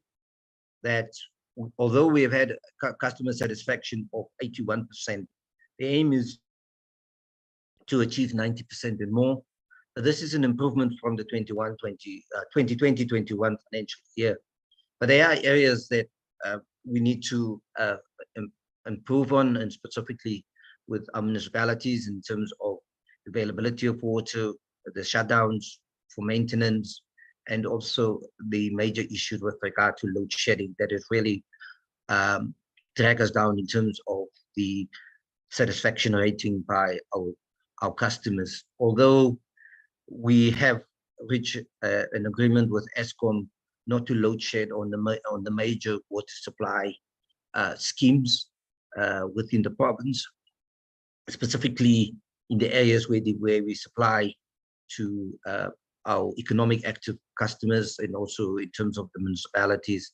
And we have largely achieved that, except for so like now and then that we have unscheduled load shed, but that we have managed with Eskom to make sure that we at least we minimize in terms of the impact of the water supply. In terms of the water quality performance, the only area that we have not achieved our target, we have set a target for 95% for the operational aspect, and that was within the operational side. And that was due to the fact that, as I've indicated, in terms of the load shedding that have impacted, and therefore an impact on the number of days that water was not available. But also the fact is the operation maintenance that we have been looking in terms of the condition of our infrastructure, and then also to do operation and maintenance on the bulk lines, and specifically those ones that we need to continue to maintain. So specifically on our Ebenezer line that serves the city of Polokwane, where we have had a number of leaks that we had to prepare within the financial year. The operational compliance. There was, as I've indicated, also in terms besides the other in terms of the operations, but as Amatola was also indicated, we had a similar problem with the availability of chlorine gas from NCP. It's the only chlorine gas manufacturer in South Africa. And this chairperson and members of parliament, this is a huge risk for the country. We have to look in terms of industrial production and also to spread our risks in the country in dealing with this particular aspect, where we can look in terms of the production for chlorine gas. Specifically, the water sector is highly dependent on the production of chlorine gas, so that we don't have waterborne diseases, and that we need to have a real concerted efforts with the Department of Trade and Industry and Competition, that this particular project, this particular problem for the water sector is being addressed. Therefore, we had to make alternative arrangements when we haven't had the chlorine gas. We had to use chlorine granules as a backup, and that we had to use our chip doses to use to disinfect the water, so that it can comply to SANS 241. In terms of the capital projects, the progress, the overall project progress for the financial year 2021-2022 was 89.8%. There are various factors that have led to some of the projects that we have not completed, or which lag behind, in terms of the fact that they were underperformance, specifically with regard to the Burgersfort wastewater treatment works. There has been the non-performance of the contractor, that in terms of their capabilities and capacity to complete this particular project. And it's still one of the issues now that we are taking legal action, and we've terminated this particular contractor that did not been delivered. The other one that is of concern is the Palabora sludge lagoons, the disinfection facilities. Also, we've put this particular contractor on term because there was a delay, but also here, Chairperson and members of Parliament, that we also face the aspects of the construction, and I quote unquote, for people saying that the construction mafia, or people that come in demand a portion of the work without the necessary that they can put claim to that. So we face that also within our projects, where the pressure on certain members that wants to demand work than what they have not entitled to. Then the rest of the projects that is outstanding, or the one that is still that we need to complete, is the Mutsi water project that we have to do and to complete, and that for the minister to open. We hope by the middle of March that everything will be completed, so that we can then hand that over to the municipality. The chairperson have already mentioned that we are now in the process of the upgrading of the Olifantspoort and the Ebenezer projects that we need to supply to get the water security and supply to the Capricorn district of Limpopo, and also to the city of Polokwane, that we have that and that we upgrade that, and that we make sure that this work is now in progress, and we are busy with the advertisement and the appointment of the service provider to do the work for us.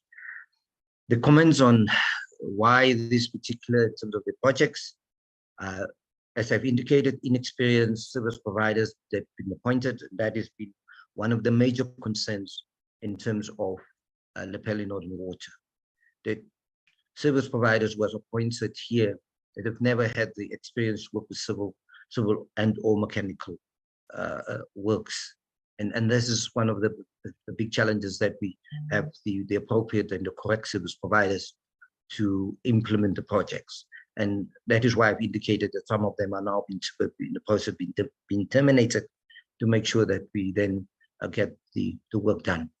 Poor planning by the appointed service providers.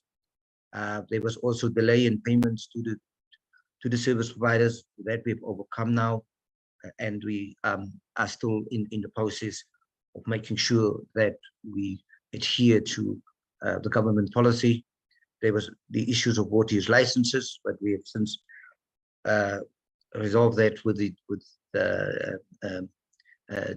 DBS, the Department of Water and Sanitation, and specifically here is with regard to our the allocation of water out of the Ebenezer that is on the Lataba system. The community unrest and protests that has put some of the project back. And as I've indicated already, the demand from business forums for 20% subcontracting of work that they are not entitled to. The proposed solutions: strengthening of public specification and experience confirmation, cost debt recovery from the water service authorities. We will indicate that, but already the chair alluded to that. The procuring of the services of social facilitators for projects, and to make sure that we enhance community participation, and also with the tribal councils and tribal authorities, so that we can implement the projects, and then charging penalties and consequence management for poor performance on projects. The directives, the ministerial directives in terms of the projects that have been implemented. There's a number of directives been issued by the minister from the Department of Water and Sanitation, and specifically the Nandoni and Sami pipeline to ensure the water security to Guyani, the Guyani bulk water services project. I've mentioned also the Mutsi Drought Relief and the Babanana Nkumbaku regional bulk distribution within the Greater Zanin local municipality for water supply to communities. Overall progress is 66.2%. The Babanana and Nkumbaku project, 69%. The Nandoni and Sami project, although indicated 59% was in the past financial year, but we are now moved towards the delivery of water to flow into the Skukumu Canal by the end of this month, with early March.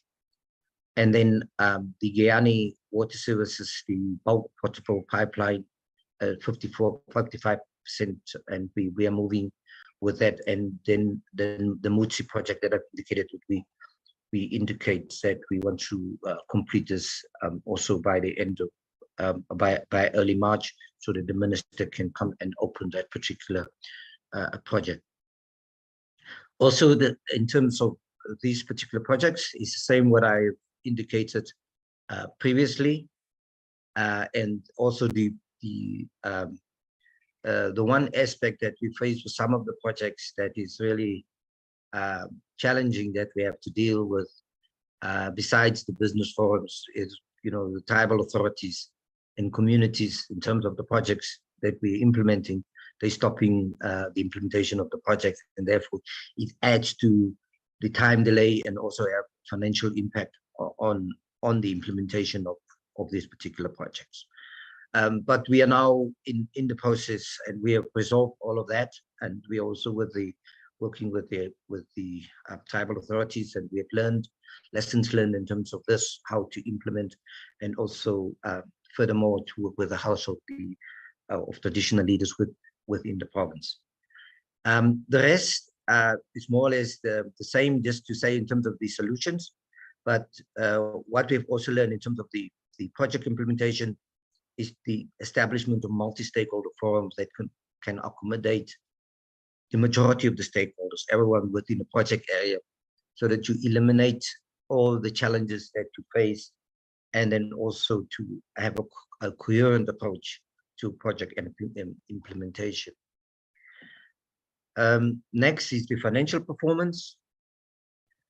We have had a revenue we had a revenue of 689.7 million for the financial year, up by 15% from the previous financial year of 598 million.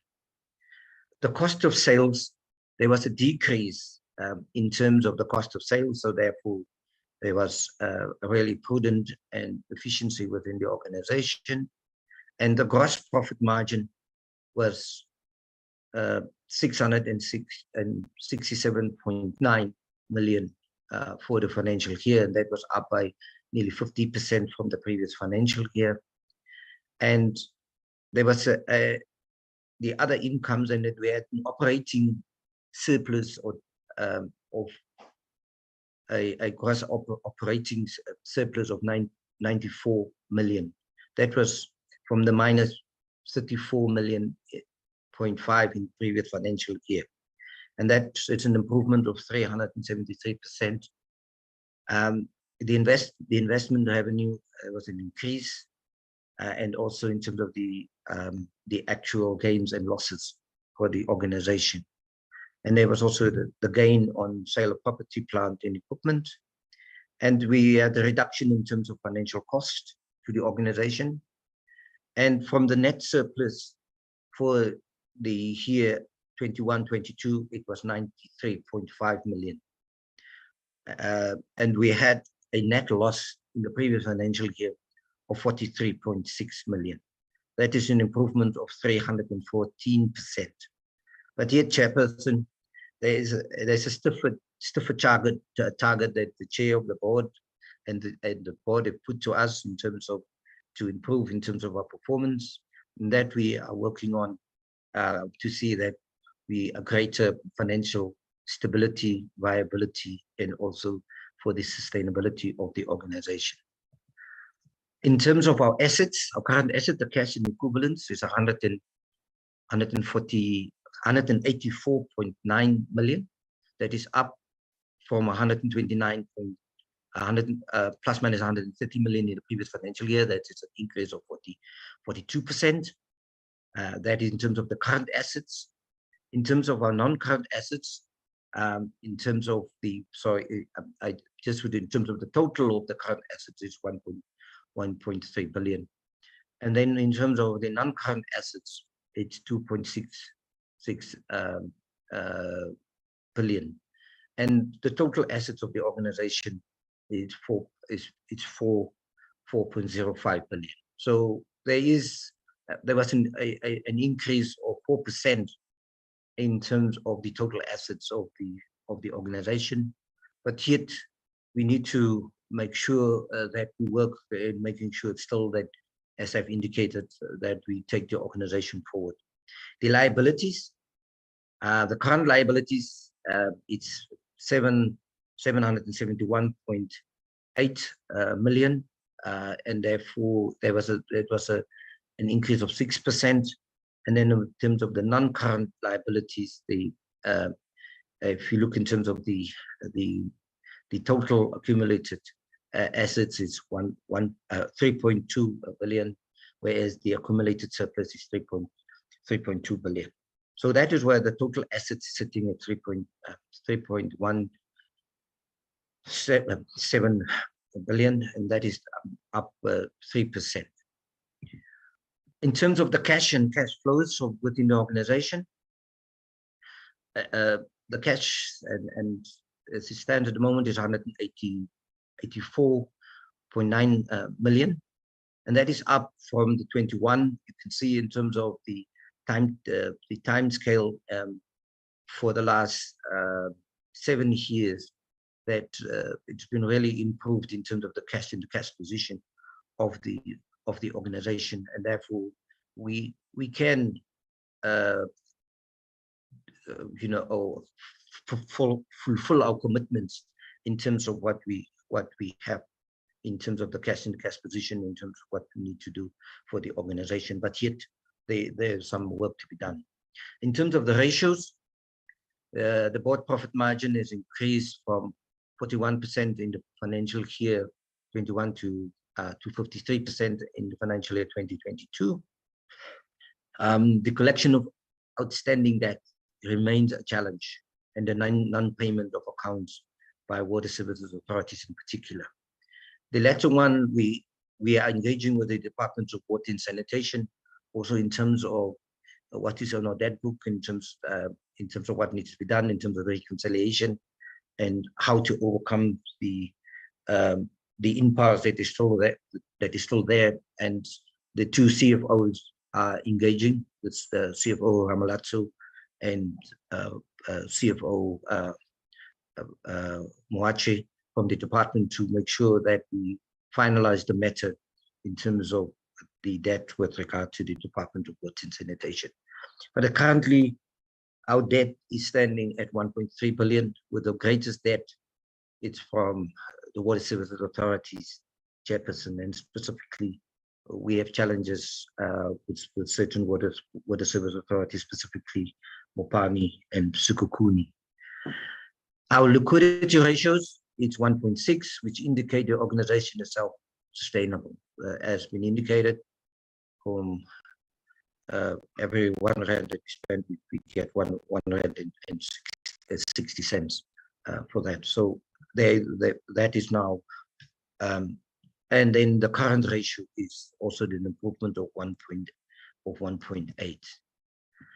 In terms of the average water tariffs, to make it sure in terms of affordability within the province, and what I've indicated earlier on in terms of the indigent and also most of our rural municipalities and unemployment, there's been a nominal increase in terms of the water tariffs for the next financial year. And you can see in terms of over the years, the progressive setting of the tariffs within Limpopo. Although we are not yet there in terms of full cost recovery with the municipalities. And recently, we've only now got started with Vembe district, that we need to make sure the operation and maintenance there of all the water services within the Vembe district. The chairperson have already indicated in terms of this particular slide, suffice to say that we have only had one irregular incident for the 21-22 financial year. And that was the fact that there's a dispute between us and Eskom in terms of their accounts, or in terms of the account, and therefore this was then that is led then to interest to this particular aspect. But I just needed to then say, Chair, in terms of the regular expenditure, increases have decreased, and we have done training and induction in terms of supply chain policies and procurement, and then also the same that we have applied consequence management where needed. The next is also in terms of the actions, and that I've already indicated to that effect. The authorized capital for the financial year was 69 million in terms of our commitment in terms of capital for the organization. Then in terms of the contingent liabilities and assets, there are a number of matters still pending, specifically largely with the accumulated 3.1 million non-payment of invoices that we're still engaging, and that is to do with and we could consider it as irregular, that we then have to finalize that with regard to the matters that we have as old irregular expenditure from work done in the past. We also was served with summons for a claim of 10 million because due to negligence from contractor that is still ongoing. Litigation case with the water service provider for not paying invoices. The matter is pending. That is financial exposure of 700,000. Then, in terms of the assets, we have issued counterclaims where needed in terms of 1.4 million, specifically where we have found that the service provider's claim is not regular, and that we need to institute and the necessary legal action. We have LNW have awarded water recirculation projects to two entities in 2016 for the emergency drought relief, and that there's a contractual dispute for this entity to claim the money due to work not completed. This now is that it's a legal dispute that claim of 1.5 million.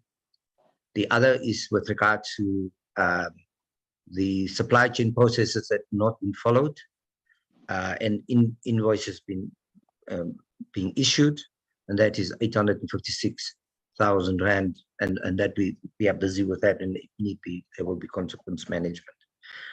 Then the claim against us in terms of the outstanding invoices of 444,000 rand for work done by a service provider, and we are disputing that particular claim.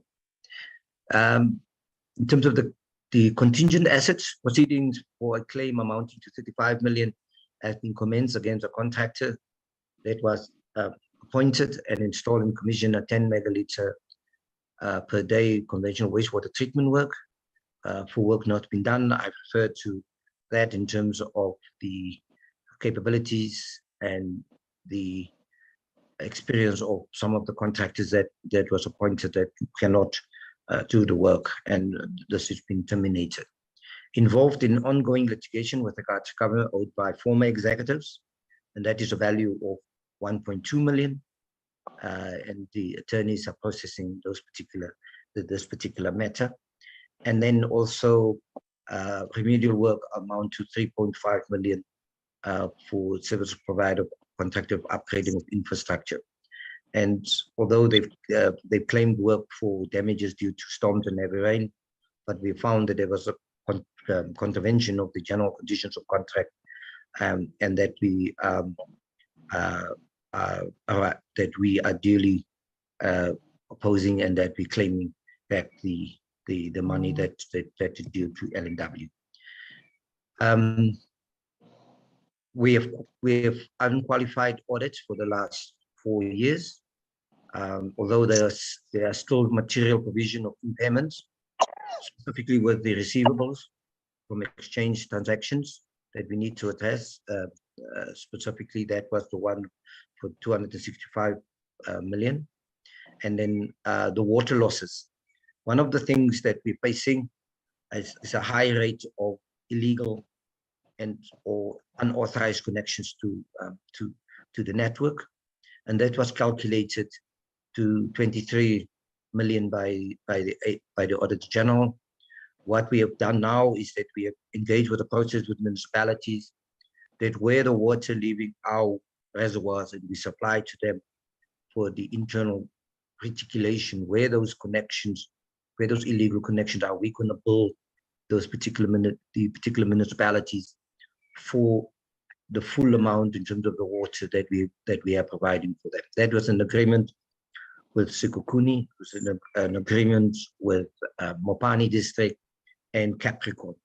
Therefore, in terms of the illegal connections, so that we can regularize it in terms of there's a benefit deriving, but yet the entity is not benefiting from that in terms of the water losses due to the illegal and unauthorized connections. The audit findings, we do have a number of audit findings that is unacceptably high, and we need to reduce that to an acceptable level, and even if we can to zero. In terms of the action plan, this is the second last slide, Chairperson, or this is the last slide. The major findings. the material misstatements of the current assets and liabilities in revenue and expenditure. We have draft financial statements submitted, but not in accordance with the prescribed financial reporting. What we have done is that we have corrected that, and that by the end of March each year, we will then have the process in place that we detect the errors and correct before the financial year ends. A major findings on the usefulness and reliability of performance information of our labs. Here we have purchased a new lab information management system that we then have to address all that particular finding by the Auditor General of South Africa. The poor payment history of debtors, the non-payment of outstanding debt by water service authorities, and as I've indicated, there's still some work to be done for us to resolve the issues with the Department of Water and Sanitation. Continuous engagement, myself and the chairperson, we're engaging with municipalities, we're having stakeholder engagement with the water service authorities in terms of the debt owed to Lepelle Northern Water, payment period to be arranged in terms of the debt by the water service authorities, and to make sure that we reduce our debt book. Then the processes to avoid and detect irregular wasteful and fruitless expenditure. I've indicated that we have done capacity building training with respect to the SEM processes and procedures, and that we are in the action that we're improving our SEM processes, and we have conducted training through National Treasury. So that, Chairperson, I just want to say thanks to yourself and to the members of Parliament that we can present Lepelle Northern Water's performance for the 21-22 financial year. I thank you.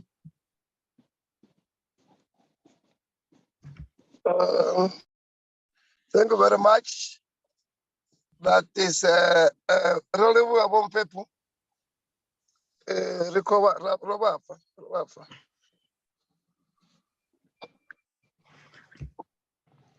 Now, the third board does not support.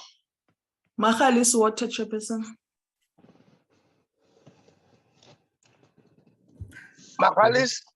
No, thank you very much, Chair, and good morning to Honorable Chair and honorable members.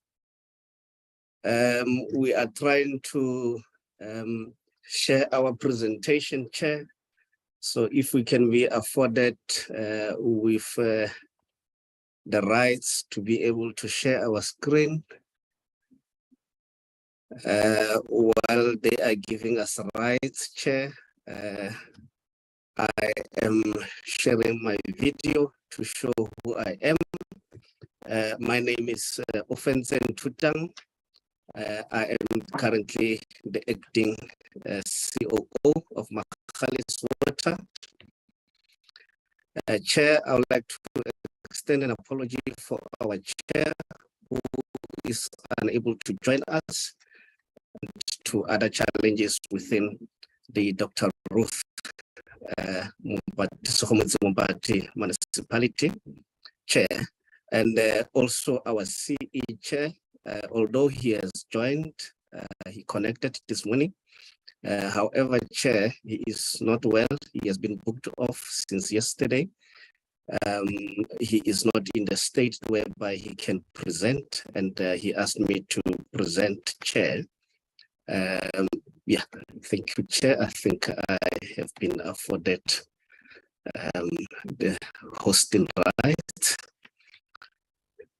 So he might be here, Chair, but he will not be presenting our CE, Ndate Psychology Mkize.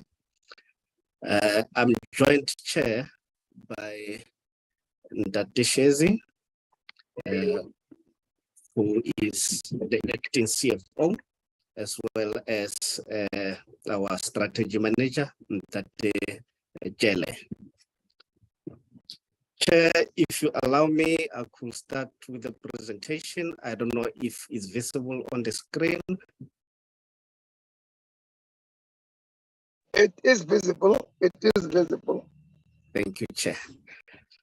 Chair, the presentation has some few slides.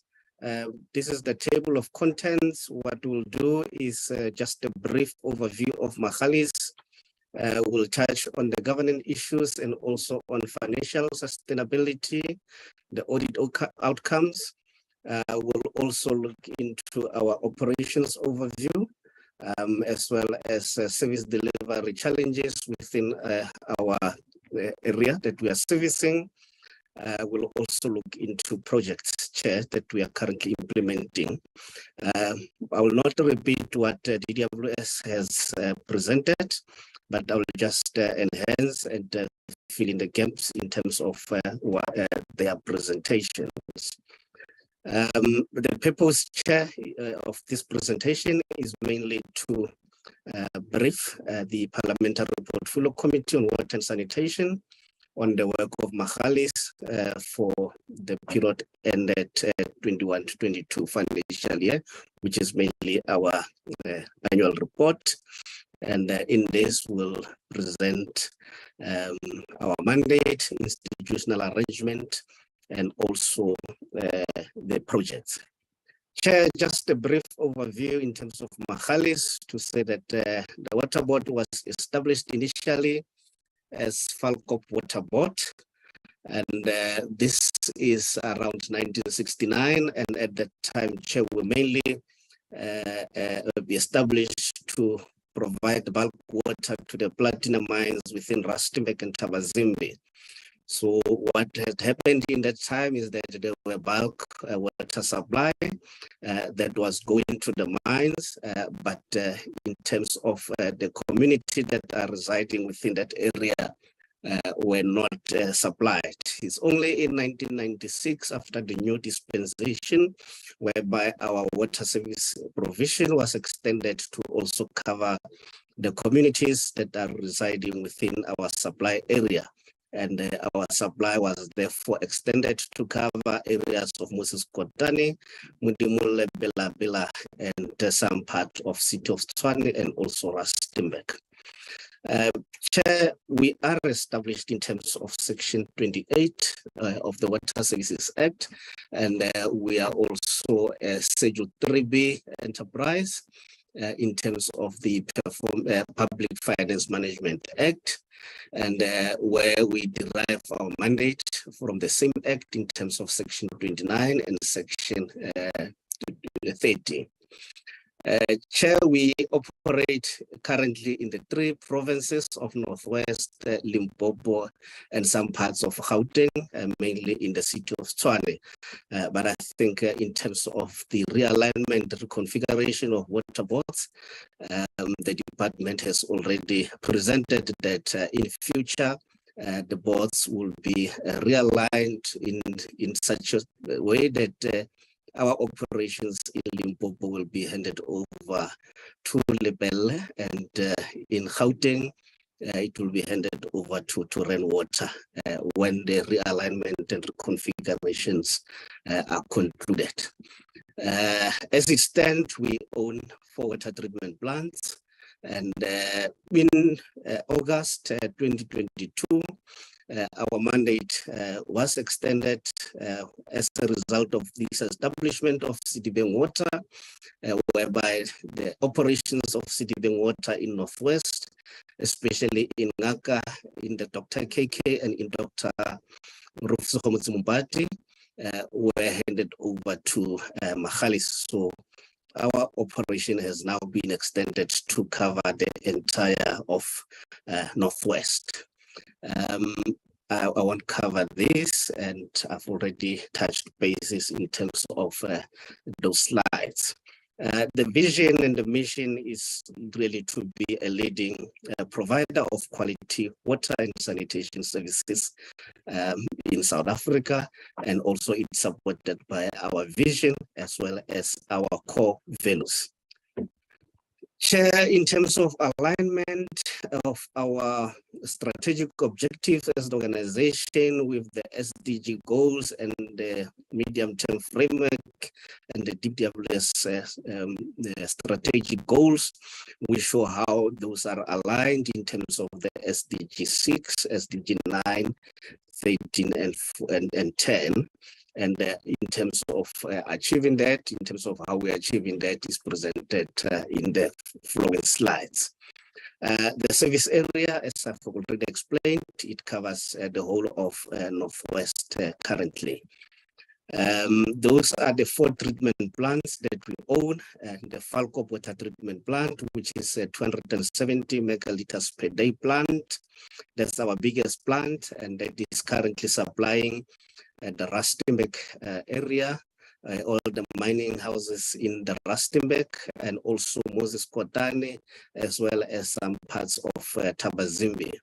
The Klipdrift water treatment plant, that is a cross-border plant. It's situated supplying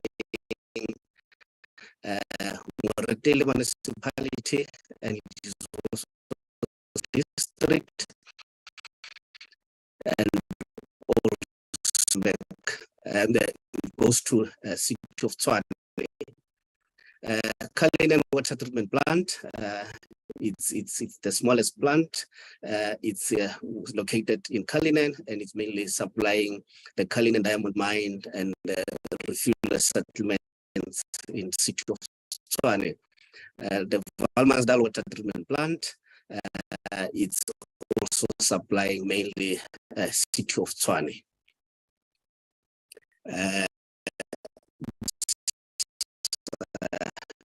Associated to those plants and also the municipalities that are being supplied. In terms of Section 30, Chair, which is mainly from August, we are running the plants in Mahikeng. The plants are owned by Ngaka, Mudirimulema District Municipality. We have entered into an agreement, operation and maintenance agreement. So we're operating Mafikeng, Mabatu, and Motswedi plant in the Ngaka, and we supply bulk water to the areas that are covered by those plants. We also have an agreement with the department in terms of the Tswasa scheme, whereby we supply water to the farmers in South Africa as well as Botswana or Gaborone area in that scheme. In the Dr. Kenneth Kaunda chair, the municipality that is covered, it's Makwasi Hills, whereby we supply them water through the Balkfontein water treatment plant that is owned by Bloom Water. So we have a back-to-back agreement in terms of our supply from the plant into Makwasi Hills.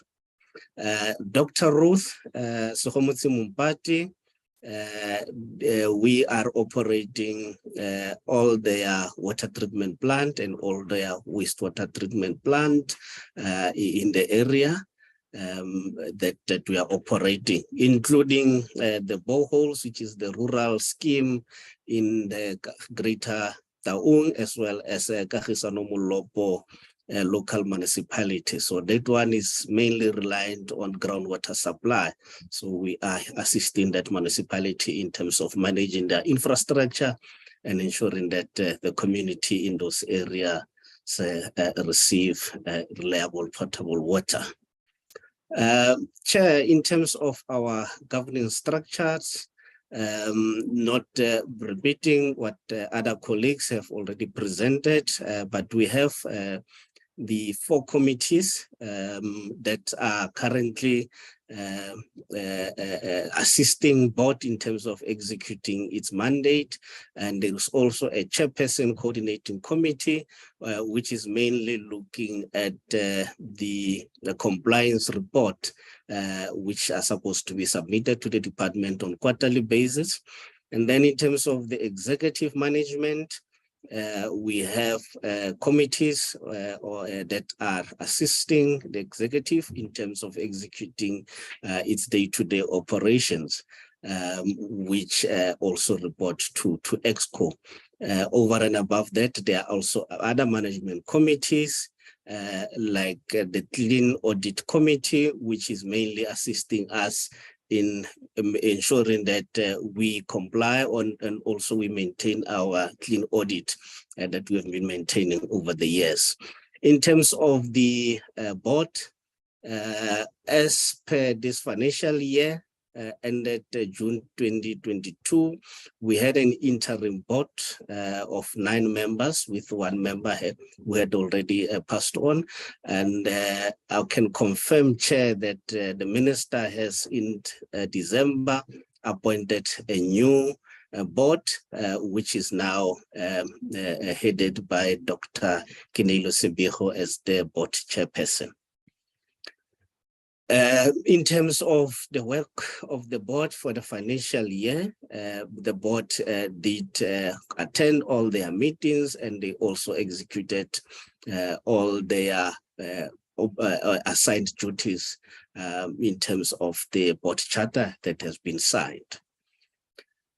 Chair, if I look into the executive management, we still have our CE, Ndate Sandile Mkhize, and he's assisted by the GMs and the CFOs as depicted there. Chair, as you can see, we have 4 vacant positions that could not be filled by the end of the financial year. And the reason mainly is because of the moratorium that was placed in terms of filling the board, whereby the minister gave the moratorium to say that the executive position will only be filled after a permanent board has been appointed. So with the appointment of the board in December, that moratorium has been lifted, and we are currently in the process of filling those executive positions, Chair. In terms of the workforce, Chair, we had a relatively balanced workforce in terms of males and female, and this is prior to the merger with Citibank, which the profile will look much different, because in terms of Citibank, we have inherited close to 400 new employees. So that put our workforce at around 700 as a result of this merger. Chair, in terms of the audit outcomes and the projected revenue, for the past 3 financial year, Chair, we have been getting a clean audit, and also in terms of our organizational performance against the shareholder compact that we have signed with the minister, with the department, we have been achieving over 90% consistently. Chair, in the other previous years, we were at 93 in the 2019-2020, improving to 95%, and we just regressed to 90% in the last financial year. But the performance is consistently above 90%, Chair. In terms of the projected revenue, Chair, this is pre the merger. We're projecting a revenue of just over $1 million for the 2022-23 and just over 1.1 billion for the 23-24. And then in terms of our projected CAPEX, we're projecting around 400 for the 22-23 financial year, and just around 450 for the 23-24 financial year. Chair, if you allow me, I'll ask our CFO to just take us through the next slide, that is Shezi Dlaba. He's here next to me, Chair. Good afternoon. The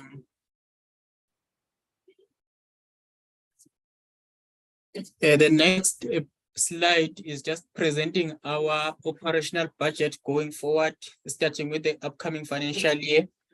Our revenue is projected to be 1 billion, going to 1.1 billion in the upcoming financial year of 23-24 and 1.2 in 24-25 financial year.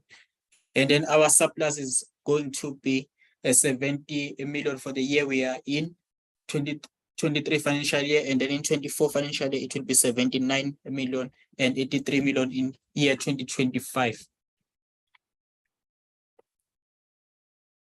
And then in terms of the financial performance for the past 3 financial years, in 2019-20 financial year, we had a surplus of 169 million, where the revenue was sitting at 789 million. And then in 21 financial year, we moved to 756 million in terms of revenue, and our surplus was 88 million.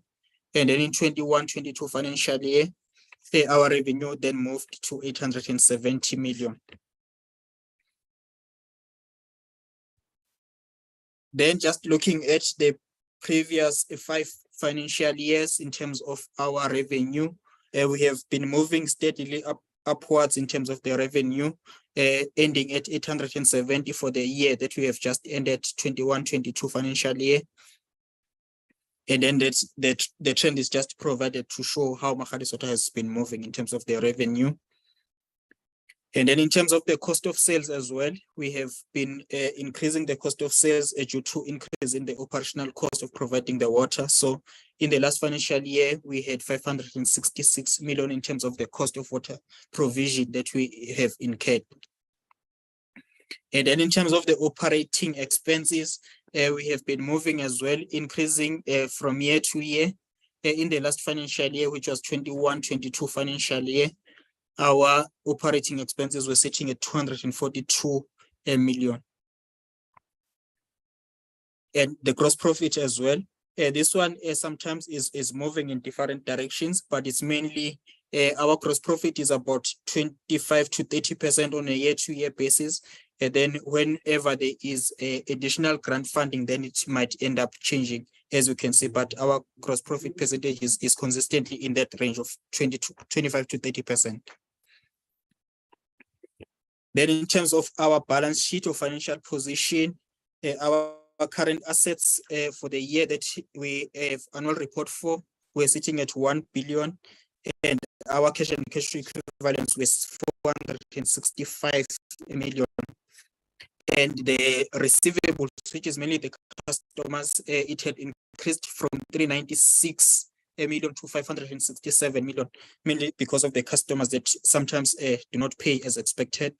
And then our assets or infrastructure, we had 3 billion in assets, and in terms of the intangible assets, we had 17 million, totaling to 3 billion in terms of the fixed assets that we have. And total assets were sitting at 4.1 billion at the end of the year that we are reporting on. And in terms of the liabilities, we have current liabilities of 491 million at the end of the year, 21-22. And then the payables from exchange were sitting at 300 million, which is the main ones that we have in terms of current liabilities. And then in terms of non-current liabilities, we had 794 million in terms of the non-current liabilities. We mainly have the deposit. We also have got capital contributions, which is where we ask customers to make contributions in advance when we do construction works or infrastructure, as well as deferred income is the same. It's not money that we need to pay back. It's just the money that and contributions that we receive in advance when we need to do construction works. And then looking at the analysis over the years as well, in terms of the balance sheet, the inventories have been increasing slightly as well. We ended the last financial year with 42 million in inventories, which is mainly the chemicals and the other consumables that we keep for providing the services. And then in terms of the receivables, we have been increasing our receivables. It increased from 396 million to 567 at the end of the last financial year. So our customers were owing us around that amount at the end of the year. And then in terms of the cash and cash equivalents, we were sitting at 465 million at the end of the last financial year. Mainly, we also have got money for capital projects that we keep there, and also we receive other funds from the department. Then in terms of the property, plant and equipment, I've already highlighted, we have 3 billion in terms of the assets that we use to provide the services. And this has been increasing slightly from year to year due to investment that we are making. Then the intangible assets, which is mainly the softwares that we use as well as the servitudes for the infrastructure. It has been decreasing slightly because of the amortization or depreciation on the intangible assets, which is mainly the softwares that we have. And then the current liabilities as well, they have been increasing, mainly the suppliers. As we grow the business, then the suppliers, they also increase, as well as the contributions that we receive from the department. Sometimes they also increase this part of the balance sheet. And then in terms of the non-current liabilities, there has been also an increase there, mainly the contributions and the other monies that we keep for customers. Then in terms of the irregular and fruitless and wasteful expenditure, in terms of irregular expenditure, we had a 10 million for the year compared with 76,000 in the previous financial year. And then in terms of fruitless expenditure, we didn't have any expenditure for the year, even in the previous financial year. And then as we are still a small organization, we have still continued to have struggles in terms of investing in infrastructure so that we can be able to provide water to all customers. So we have been in the process of getting a borrowing limit. So we have been getting assistance from the DBSA and the infrastructure fund, which is within the DBSA, to assist us with applying for the funding and applying for the borrowing limit. Then here we're just highlighting the major customers that are owing, or that Magalies Water is providing the services to, and that are owing Magalies Water. So we are currently owed, as of now, 2.4 billion. Mainly we have received customers that were previously provided with services by Sedibeng Water. So we are still trying to recover that money. So we have just highlighted the customers that are owing us. And in the next few slides, then we just provide the detail of where we are with these customers in terms of trying to collect the funds. But I will not go in detail in terms of the next few slides that are talking to that collection processes. But on a high level, we try to engage with the customers to encourage them to pay. And we also make payment arrangements whenever we say that they cannot afford to pay at the same time or to pay it once. So we make those arrangements. And we also try to implement water restrictions as well, and to limit services to encourage the customers to make the payments. And also when the service is not water services that we are providing, then we also consider terminating the services where it's secondary activities that we are providing. And the next one is just also talking to the policies and procedures that we have in place, wherein we also speak to debt collection services that are provided by service providers. We also have got intergovernmental relations that we also consider before we terminate the services. Then the next part is just the detail on each customer, but I will not go through in detail on this part of the presentation. Then I will give back to my COO. Thank you. Thank you, Dlaba, for the presentation. Chair, if you allow, I will just get into just a summary in terms of the year-on-year performance to say that in this financial year that has just ended, 21-22, we had 39 KPIs that we were supposed to achieve on, and we achieved on 35. With 4 that did not achieve, which gave a 90% achievement. So the 4 that did not achieve, Chair, The first one is the gross profit margin, which was low. The average debtors days, which was over the contracted days of 60 days. The actual capex spend in terms of expansion related project, Chair, that the KPI was also not achieved due to a lot of delays that we experienced in terms of executing our capex projects. Also avoidable water lost as a percentage of water produced. Chair, this is mainly due to deteriorating raw water quality that we are receiving. Chair, we are very unfortunate that we're receiving the return flow mainly from Gauteng, and with the poor management from water service authorities in terms of their wastewater treatment plants, the water that we receive becomes very much poor, which result in us having to frequently backwash so that we can produce quality water. So that as a result of this, Chair, we're losing a lot of water during the production process. Chair, just an overview in terms of service delivery challenges that we are experiencing within, or that is experienced within our supply area. And also we are giving some intervention in terms of what is it that we are doing in terms of addressing those challenges.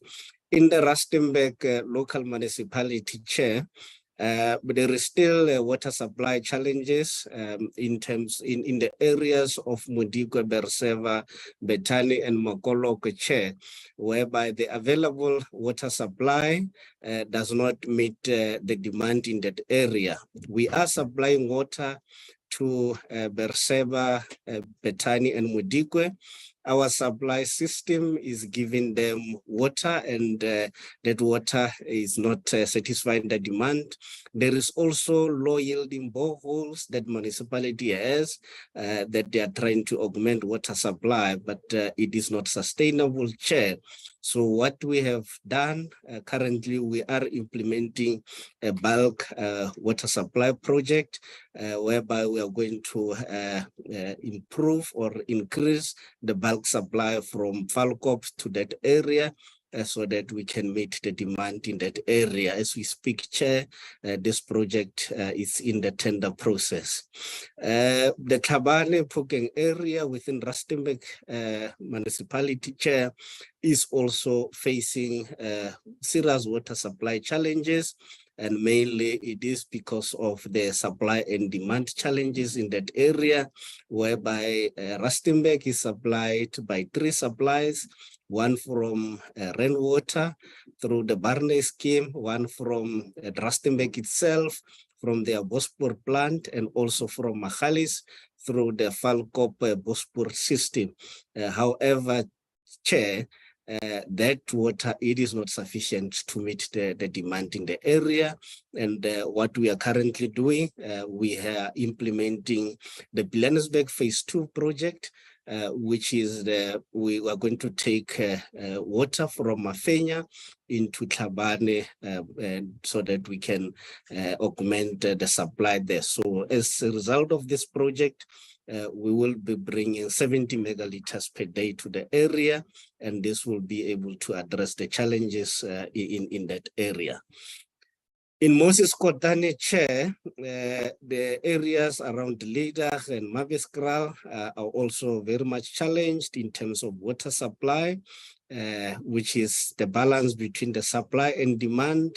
And currently, Chair, we are also going to be implementing part of Blenhersburg Phase 2, which will supply water to that area. And also in Moses Kotane, there is other project, which is the Morulem project, which will bring water to that areas of supply.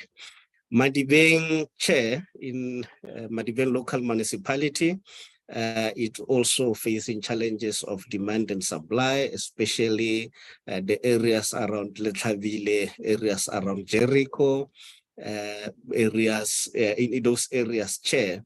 And what we are doing currently is that there is a Brett's water treatment plant that is being upgraded, and it will give the extra 20 megaliters per day, which completion of this project will see part of the problems being alleviated, Chair. But the demand is more than what this project can do, and in future there will still need to be more projects that are aimed at that area. Keteng local municipality, Chair, especially the areas of Mazista, it is having low yielding borehole, and we have the demand that is exceeding supply. The area of Koster, Chair, although we are running a plant in Koster, that plant, it is not sufficient to be able to meet the demand in the area. It is why there is water rationing in that area. So currently, there is an upgrade project that the municipality is doing through PIG. This will mainly upgrade the bulk water to the plant, which will assist the area, and also there's some electrification of some boreholes to augment the supply. But in future, Chair, there is a project that we have conceptualized, which is a surface water project, which we call it Pilanesberg Phase 3. I'll talk to it later. Moretele local municipality, Chair, Moretele North, it's relying on low yielding boreholes, and part of the challenges is that water that is coming out of these boreholes of poor quality, mainly the class that is not suitable for human consumption over a long period. And as well as the areas of far west, within the Moretele South part of the villages, the Swardam areas, Hamotla areas, and all those villages which are currently relying on low yielding boreholes. So we will be implementing 2 bulk water projects. One is the Moretele North bulk water supply, which will address the area in the Moretele North, and completion of Moretele South, which is the connection of the far west. We'll talk about this project later on, Chair. So that will address some problems in Moretele. In terms of Ngaka Mudirumulema, Chair, we have challenges within the urban area and the peri-urban area of Mafikeng, whereby there is also challenges in terms of the supply versus demand, the rural area relying on low yielding boreholes, the Tobotla area or the Tobotla local municipality, which is also characterized by challenges of aging infrastructure. There is poor operation and maintenance, which is yielding to the challenges and service delivery challenges and protests that are experienced in that area. The rural areas which are reliant on low yielding boreholes, Chair. So as a new area of supply, what we are planning to do in the new financial year is to look into a master plan, and that will address the overall water supply challenges. So we are going to look into option analysis of augmenting water supply, mainly from the Midval water, which is a scheme just around Sterkfontein, which has a spare capacity. So we'll look into option of how can we bring that water through Tungaka to be able to address those challenges, Chair. Ramotsirumilwa and Ratlo and Soin, Chair, they are also facing similar problems. You are well aware, Chair, that there's been several service delivery protests, especially in Ramotsirumilwa in Tunukana area, mainly due to water supply challenges. And what we are going to be doing, Chair, there is a directive that was given by the minister, whereby we are currently addressing some of the water challenges through the Nukana project. But in the long run, Chair, there is a Pilanesberg Phase 3 project, which will link with the Khetlen River project, which will bring surface water to that area. In terms of Rakro and Tsoaing, what we are going to be doing is to look at option analysis of either bringing water through the Bloemhof, which is the Swiss-Reneke bulk pipeline, into that areas of Tsoaing and Rakro, or also looking into Midval. So this is part of the master plan that we'll be doing in the new financial year, because this has just now been our new area of supply, Chair. Makwasi Hills, Chair, also faces some serious challenges in terms of water supply, and our analysis has revealed that there is also constraint in terms of the bulk infrastructure, which will look into it in the new financial year. Dr. Ruth Sohomotsi Mumpati, Chair, in terms of all their municipalities, they are also facing similar challenges, whereby the supply and the demand challenges, they are not balancing, and we'll also be looking into that. We'll have some intervention in the new financial year to those areas as well, Chair. In terms of our growth strategy and trajectory going forward, we are looking into one acquisition of water and wastewater treatment plant in order to increase our asset base, so that we can be able to supply mainly the Section 29. We are also looking into the infrastructure upgrade and expansion, which will detail in the projects that will come, and also looking into the tariff and adjustment, and looking into the uniform tariff. And this will make sure that we remain sustainable, we can expand our service offering, and we reduce the challenges that are experienced in our service area. So what we are saying is that in the Northwest, especially in Bujanala, we only supply 3 of the 5 municipalities in terms of bulk water supply. So we need to look into increasing that, and seeing how we can also supply the other remaining 2 municipalities, which is mainly the Moses Kotane and Khetli municipalities with bulk water supply. Chair, in Waterberg, we also supply 3 out of the 5 municipalities, and our project that will be implementing there is the Moretele North, which will also push water into the water-stressed Limpopo of areas of Bela Bela, Modimo, le Bokopong. And then in terms of Gauteng, Chair, we will be just disinvesting on that one due to these new demarcations that the minister is planning to implement. So, Chair, the projects that I was talking about that will address these problems, there is the Far West connection, which is part of the Moretele South. What we have done, we have implemented part of Moretele South project, the areas of Carousel View, Bosplas, and Mogoleho are currently benefiting out of the Moretele South. The area that is not benefiting is the Far West villages of Hamotla, Noroki, and Swardem, and we are currently in a process of constructing a 35.6 kilometer pipeline that will do the connection to those part of the villages, and they will benefit with water from a clip drift scheme. So the project, we just appointed contractors in this month, Chair. So we'll be starting with construction on this project.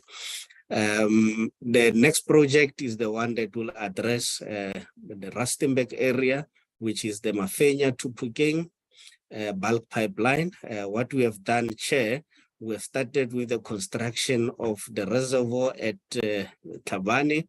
That project, we are almost at 32%. We have also started with the bulk pipeline from Mafenya to Tabane.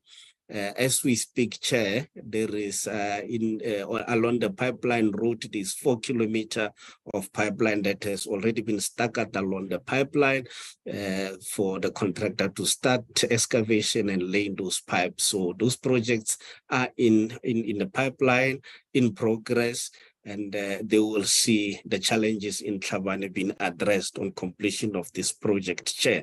So this project, Chair, we are implementing it through RBIC and also our own funding, and also the budget facility for infrastructure, which has been approved towards implementing this project.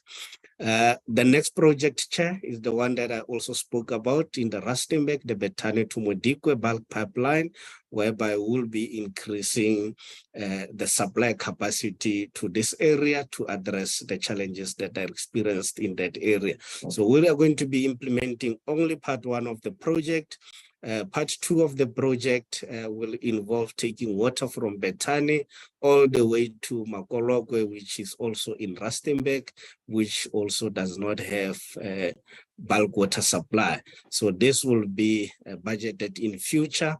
Chair, I can report that this project is implemented with the support from Roven Mine, which they have a mining activity in Bethane. So they have also contributed 20 million towards implementation of this project as a SLP for Rustenburg.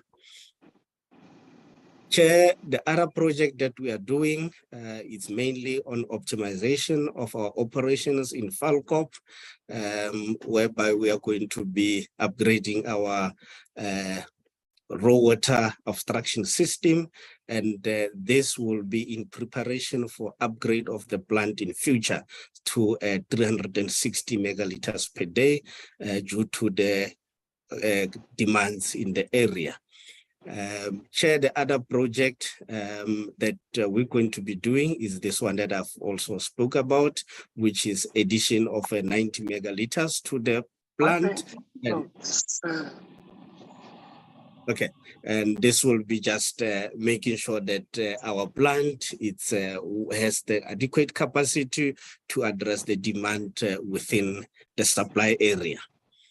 The next project, Chair, that we were conceptualizing was to increase the Valmansdal to a 30 megaliters per day plant. Chair, we were already at the tender stage in terms of this project, but due to this realignment, Chair, this project, we didn't go out on tender as yet.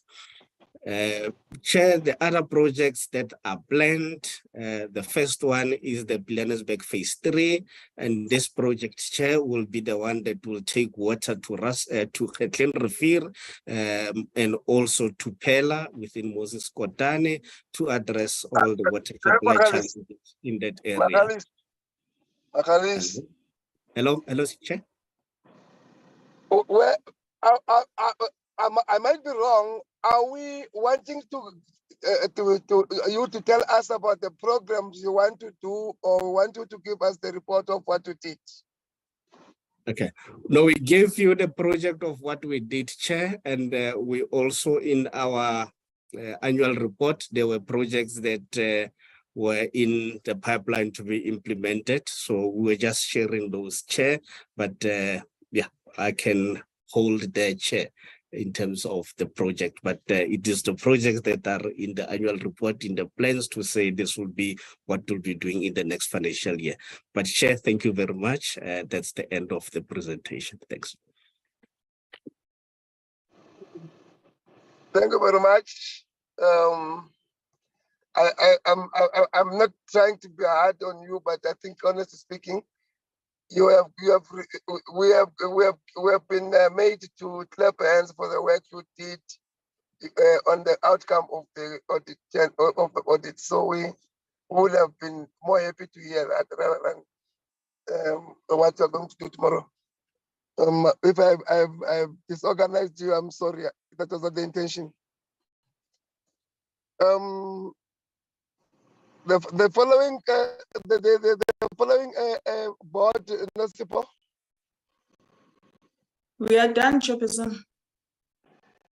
Okay. We are 10 to 12. I think we have got enough time. We will start from the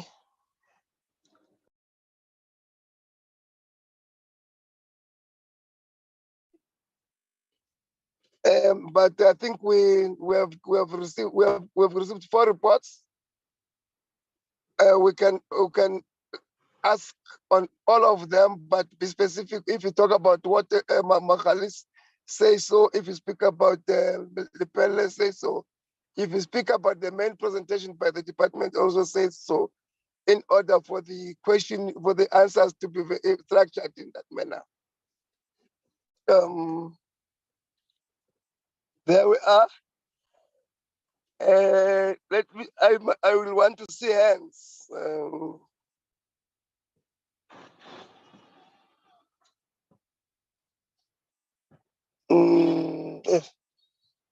Well.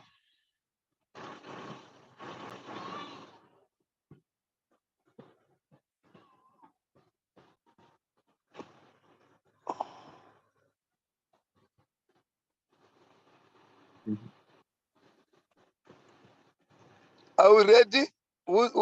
I don't see hands. There are, Chairperson. Guide me through those. Let me. Something has happened to me. My hand is been long time on, Chairperson. Why a long time when I've just started you a long time? Chairperson, can we My hand. my hand? Why is your hand long time up when we have just finished? Hey, because Chairperson, yeah, there's burning issues here. Okay. Now, it is for now. I've seen Honorable Mutala and Honorable Mukhutu. Go on. Let's see where we go. Thank you, Chairperson. Chairperson, my first question to the department is as follows. To what extent do the directive issued by the Minister to metros or other stakeholders complied with?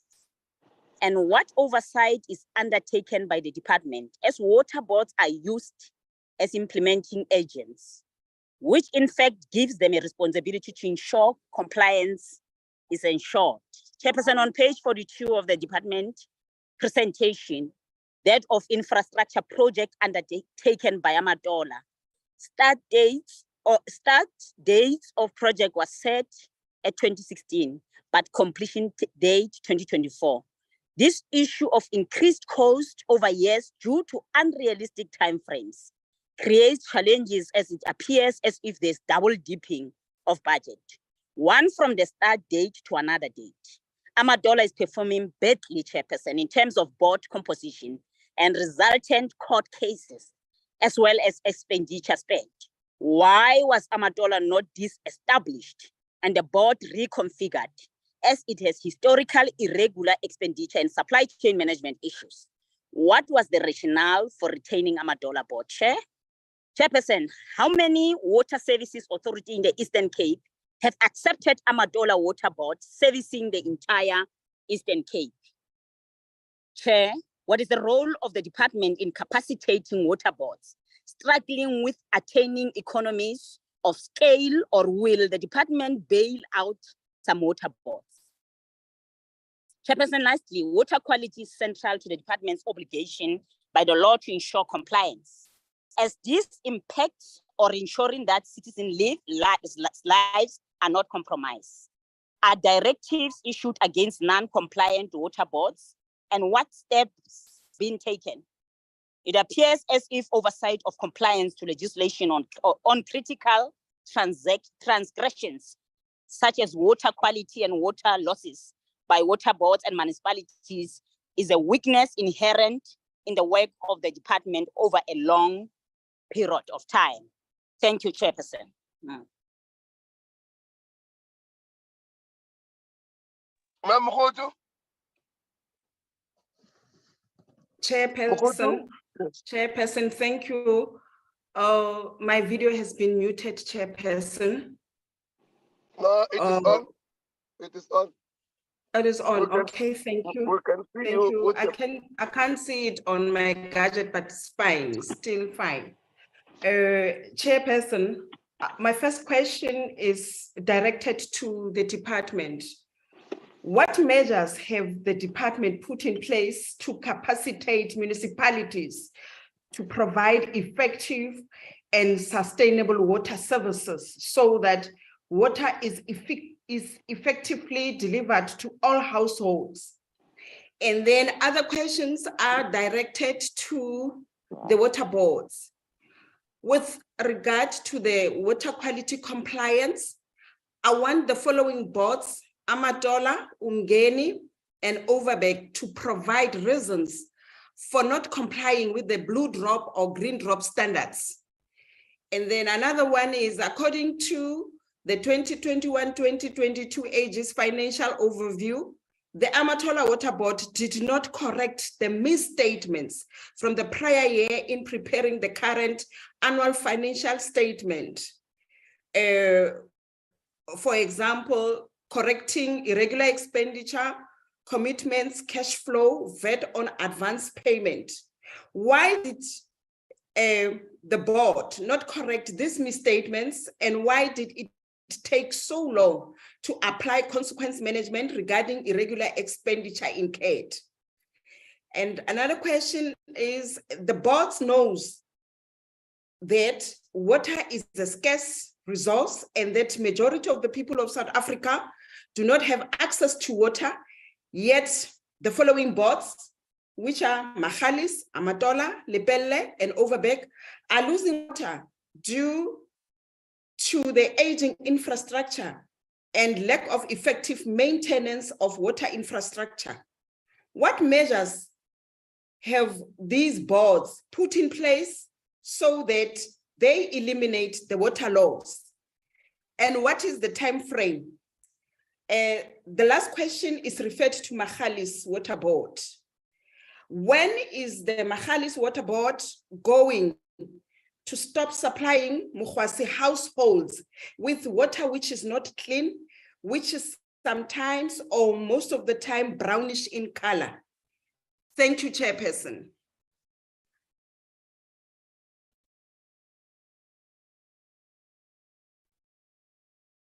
Thank you, Chairperson. Yes, Ma'am Sutwai.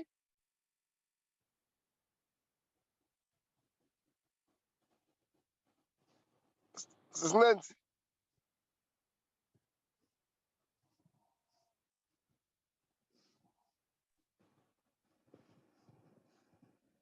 Ma'am Sutwai, Upi? Yes.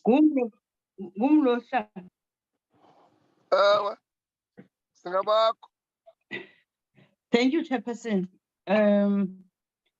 Appreciating the presentation and more especially the overview made by the department, which went to the flow of individual entities in terms of their performance. Perhaps to premise to say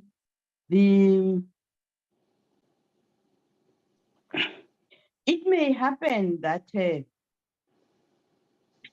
entities would think that the meetings that we have with them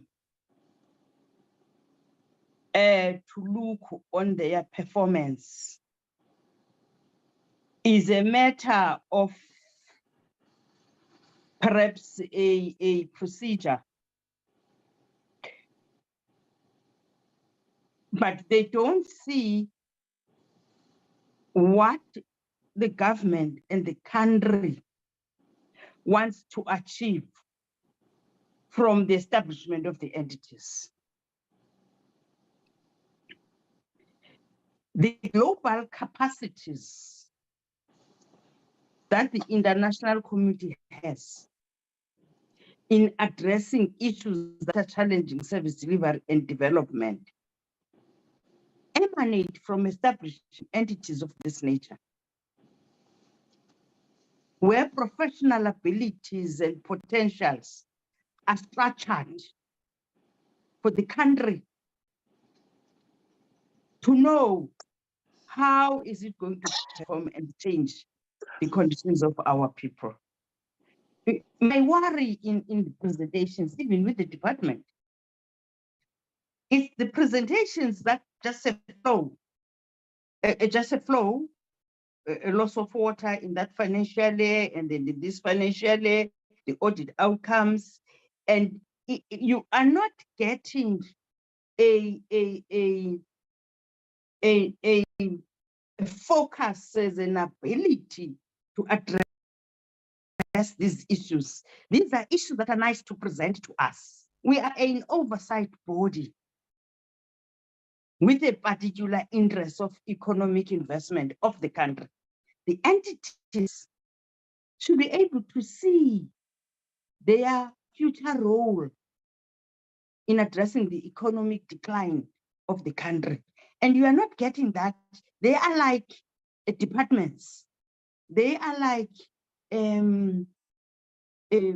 managers, middle managers, and all those issues. But they've got a particular role that they should present to the country. Having said that, Chair, because you listen to the presentation, that financially we were there in terms of the audit outcomes, we're there on the water loss, and it's just a number game. It's a number game. You are not getting a content on how the entities wants to address these issues. I'm raising this as a general statement, Chair, in the presentation that I have listened to. Coming to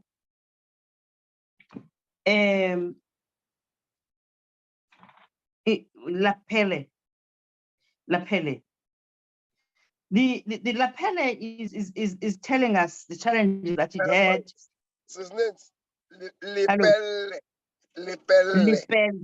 Lepelle. Yeah. Thank you, my chair. Please, thank you very much. I appreciate. I apologize for offending other people. It's not my intention. And they are in a way trying to present the measures for correction of those. There is an issue of the wastewater infrastructure that is dilapidated, which affects the raw quality of water. This is serious because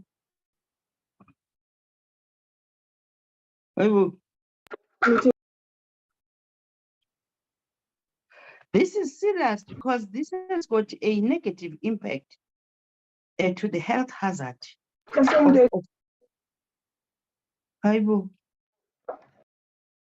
No, colleagues, please switch off your mics. I'm honestly, this is very unprofessional of yourselves. Don't do that. This is a health hazard issue. You may present it as nice as it is as you present, but the issue is you have not given service to the people. You've given them a poison. So this is not right. We can't be listening to this all the time, and you are not getting a recovery plan on how best to deal with them. Remember, you've got to come with creativity. You must come with creativity on these presentations. The other one, Chair, is the issue of the chlorine. I think the department chairperson under your leadership should really engage the minister and deputy minister about this chlorine issue. We can't be discussing something that undermines even the country, that there is monopoly of this service in the country, and we are unable to get chlorine to clean the water. It's been like this in the file since we came 2019. and in today is still a concern. I'm putting that to your office, Chair, that something must be done. Something must be done here. There should be no monopoly of any service, any product. We do have capabilities to put these issues into place as a country. The project delays. One of the project delays is the issue of appointing inexperienced service providers. It can be.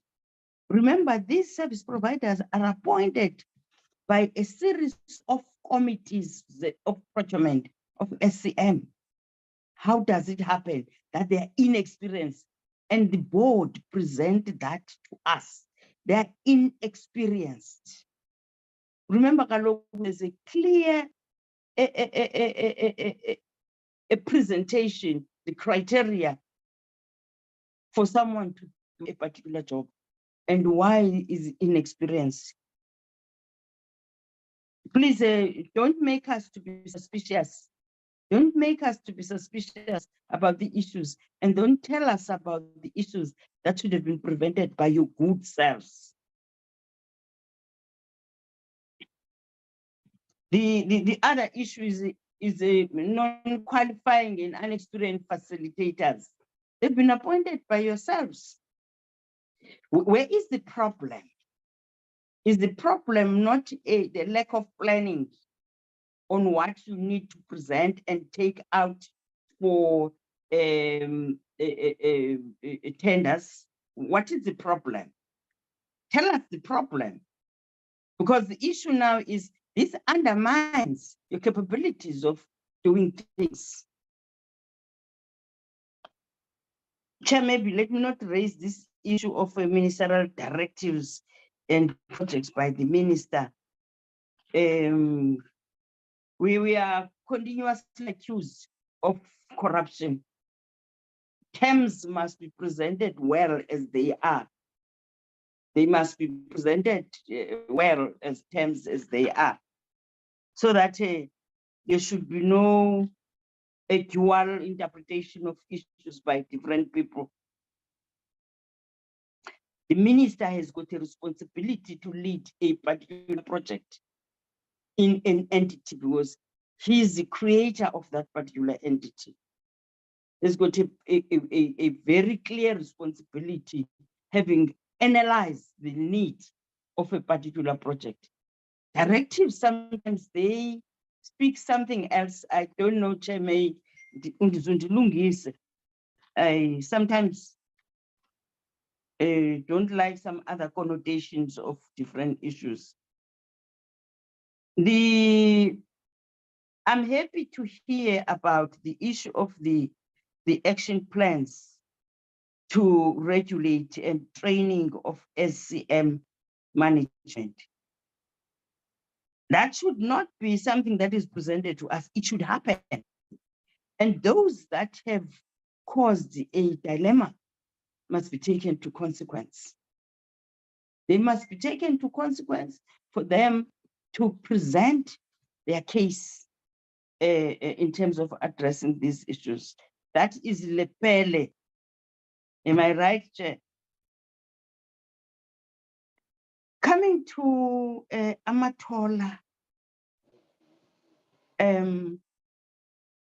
I've listened to the presentation of Amatola, but I appreciate the new leadership that have been deployed as an interim board in Amatola.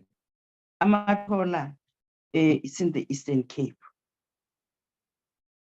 I am not sure, maybe I've missed a process where, given the challenges that we had with Amatola, that there should have been a very clear research analysis of what were the problems. Because the problems Amatola were many: governance structures, the leadership, and their litigations, the risk, and all those issues. Perhaps if we should have given a very clear research analysis which evaluates the scenario of Amatola, with all these presentations that have been made. I was trying to get that.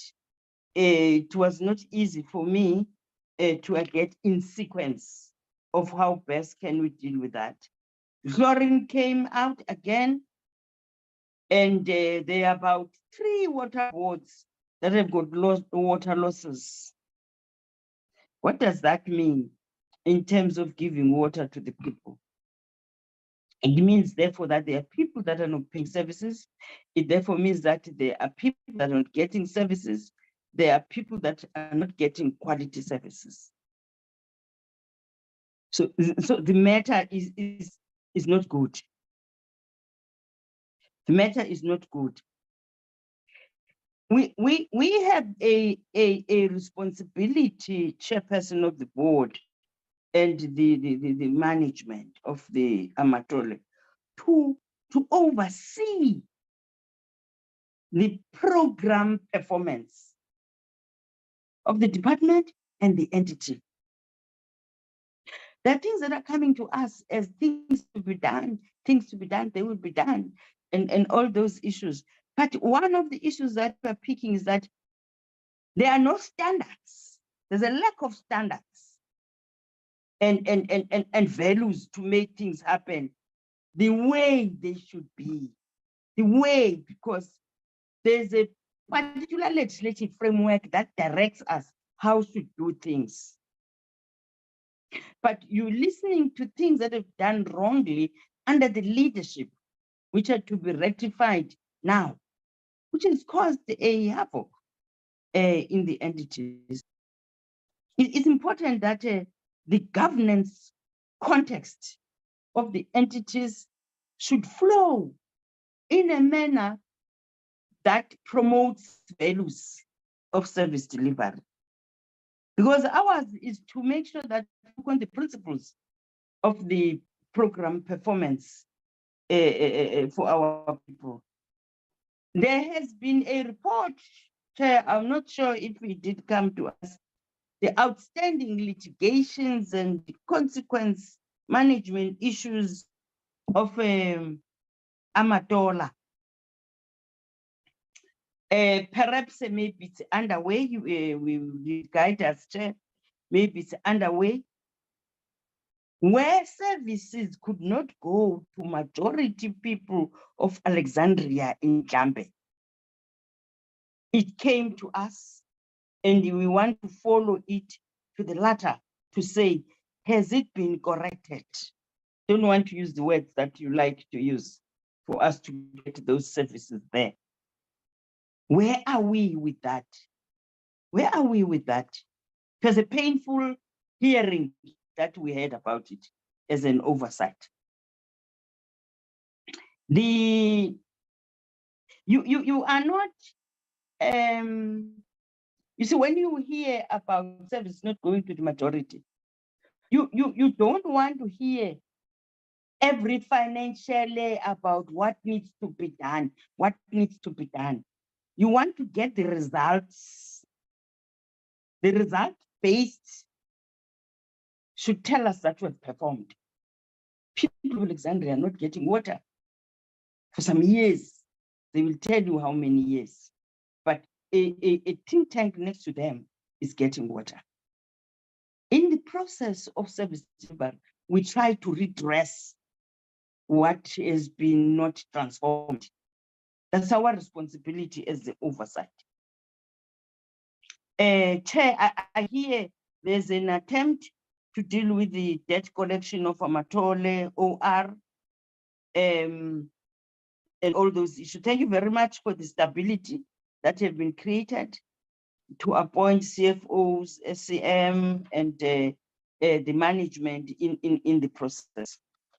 I had a little bit of a hiccup with Magalies. I could not listen it well because of my network and load setting. I really apologize, Chair.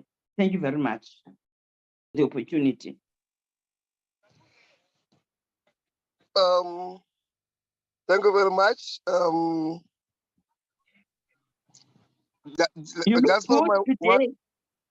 You look good today, Chair. I'm impressed. Somebody has Why done would- some work. Thank you. Thank you very much. One or two things, Deputy Minister. As a by the way issue, Minister, one guy in Zambia, in summarizing the problems that assistance is raising, he said it in course out, no man, kukho abantu abakhulu apha, bayatya yonke bangashinanto. Batya yonke. He was telling us that. See, so maybe that's why assistance is so emotional about this thing. But let me just switch this thing off and talk to yourselves. Talking to you, Deputy Minister, as a matter of just where we start, I want to thank you, the department, for the report on the reconfiguration of the boards. And I'm sure if you are going to answer the question that Member Muthala has raised on the rationale behind the retaining of Amatola, given the problems that Amatola had, it will just add more reason for us to thank you more, because I suspect you might have done a deep-rooted analogy of whether do you want to keep it or not. If you are going to keep it, what you are going to do. Just talk a bit about in answering Honorable Muthala, because unanswered, it remains questions, because indeed Amatola had very, very teething problems building up to this particular report where we are. I know that there is one person who has taken the minister to court many times from Amatola and so forth and so on. So if you can answer that question, Muthala, but with the work that we have done of reconfiguring and just giving us a board to serve a province, it is at least better that then at least you know what is it you are going to talk about. I know that it is just Rand Water has been given big provinces, Gauteng, Mpumalanga, and so forth. They are too big and too vast. So meaning that I have got no option. I will be served by Rand Water, because in Mpumalanga I'm there, in Gauteng I'm there. But the bigger work you are doing in just reconfiguring it to work according to provinces and be one, but only one, and be big in doing it, we must thank you for that. I must just in passing raise that just as a concern, I don't know, maybe we need to sometimes talk a little bit better politically, whether is it in the eyes of ourselves or in the terrain of our work as a portfolio committee, just to be taken along or to be taken along.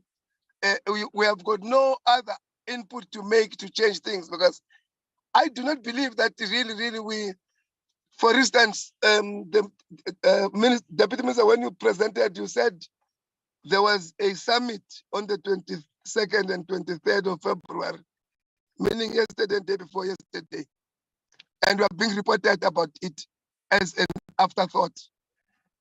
People were invited to go and talk about water, but the portfolio committee was not seen to be one of those stakeholders who must participate and understand where we are going. It is just reported to us as a by the way issue, and there is quite a lot of other events that happens that we either we see it on TV or we hear on radio, and we are there to can partake.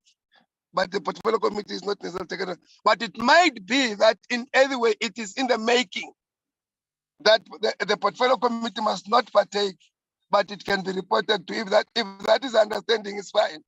I might be barking at the wrong tree on the strength of that. The other thing is that I'm happy to hear that the issue of Nandoni is going to be kickstarting the flow of water into the canal.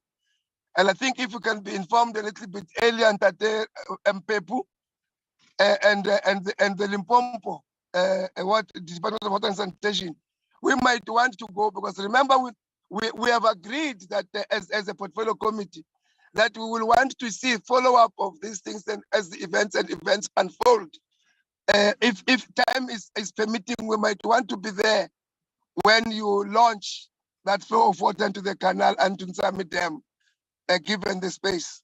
So if you can just be informed in time, I hear you are saying it is next week.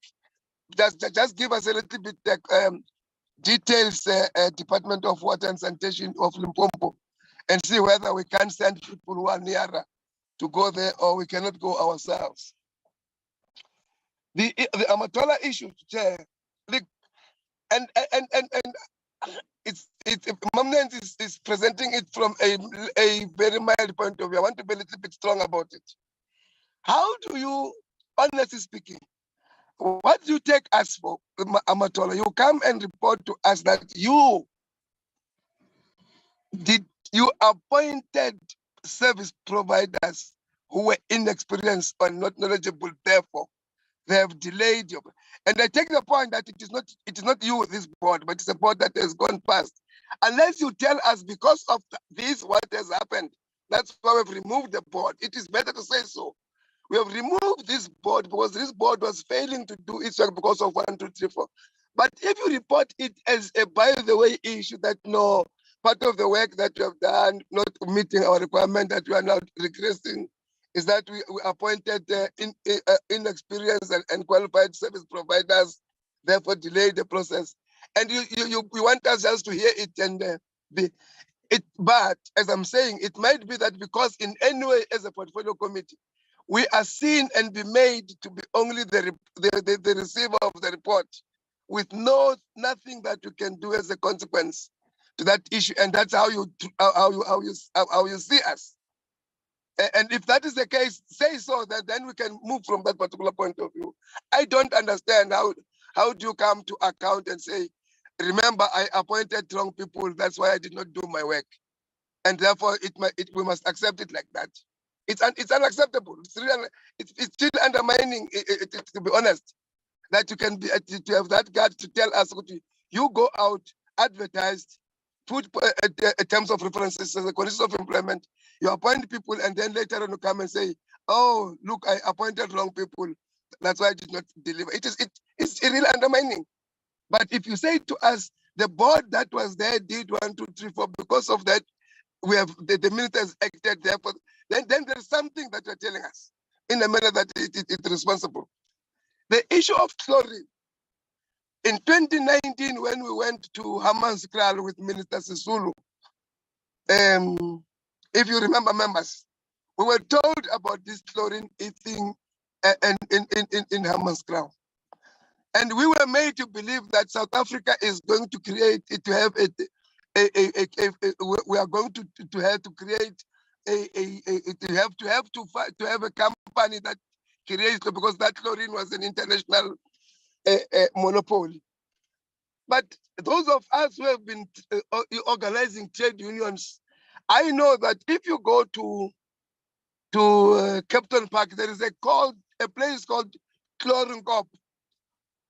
It is in the outskirts of Tembisa and the outskirts of Midvaal. I mean of Midrand.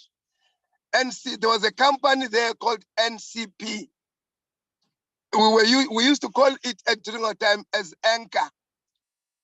Anchor, because the emblem of that NCP that was doing East, we were calling it East in order to cook. It is the anchor of a ship.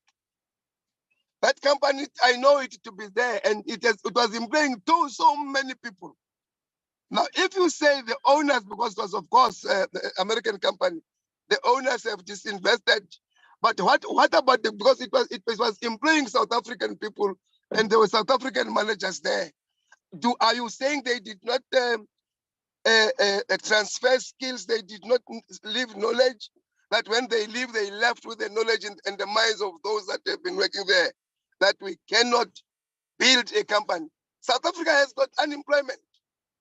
And here is an opportunity to create employment for our people by then building a company of a chlorine that's so needed in South Africa and the whole world.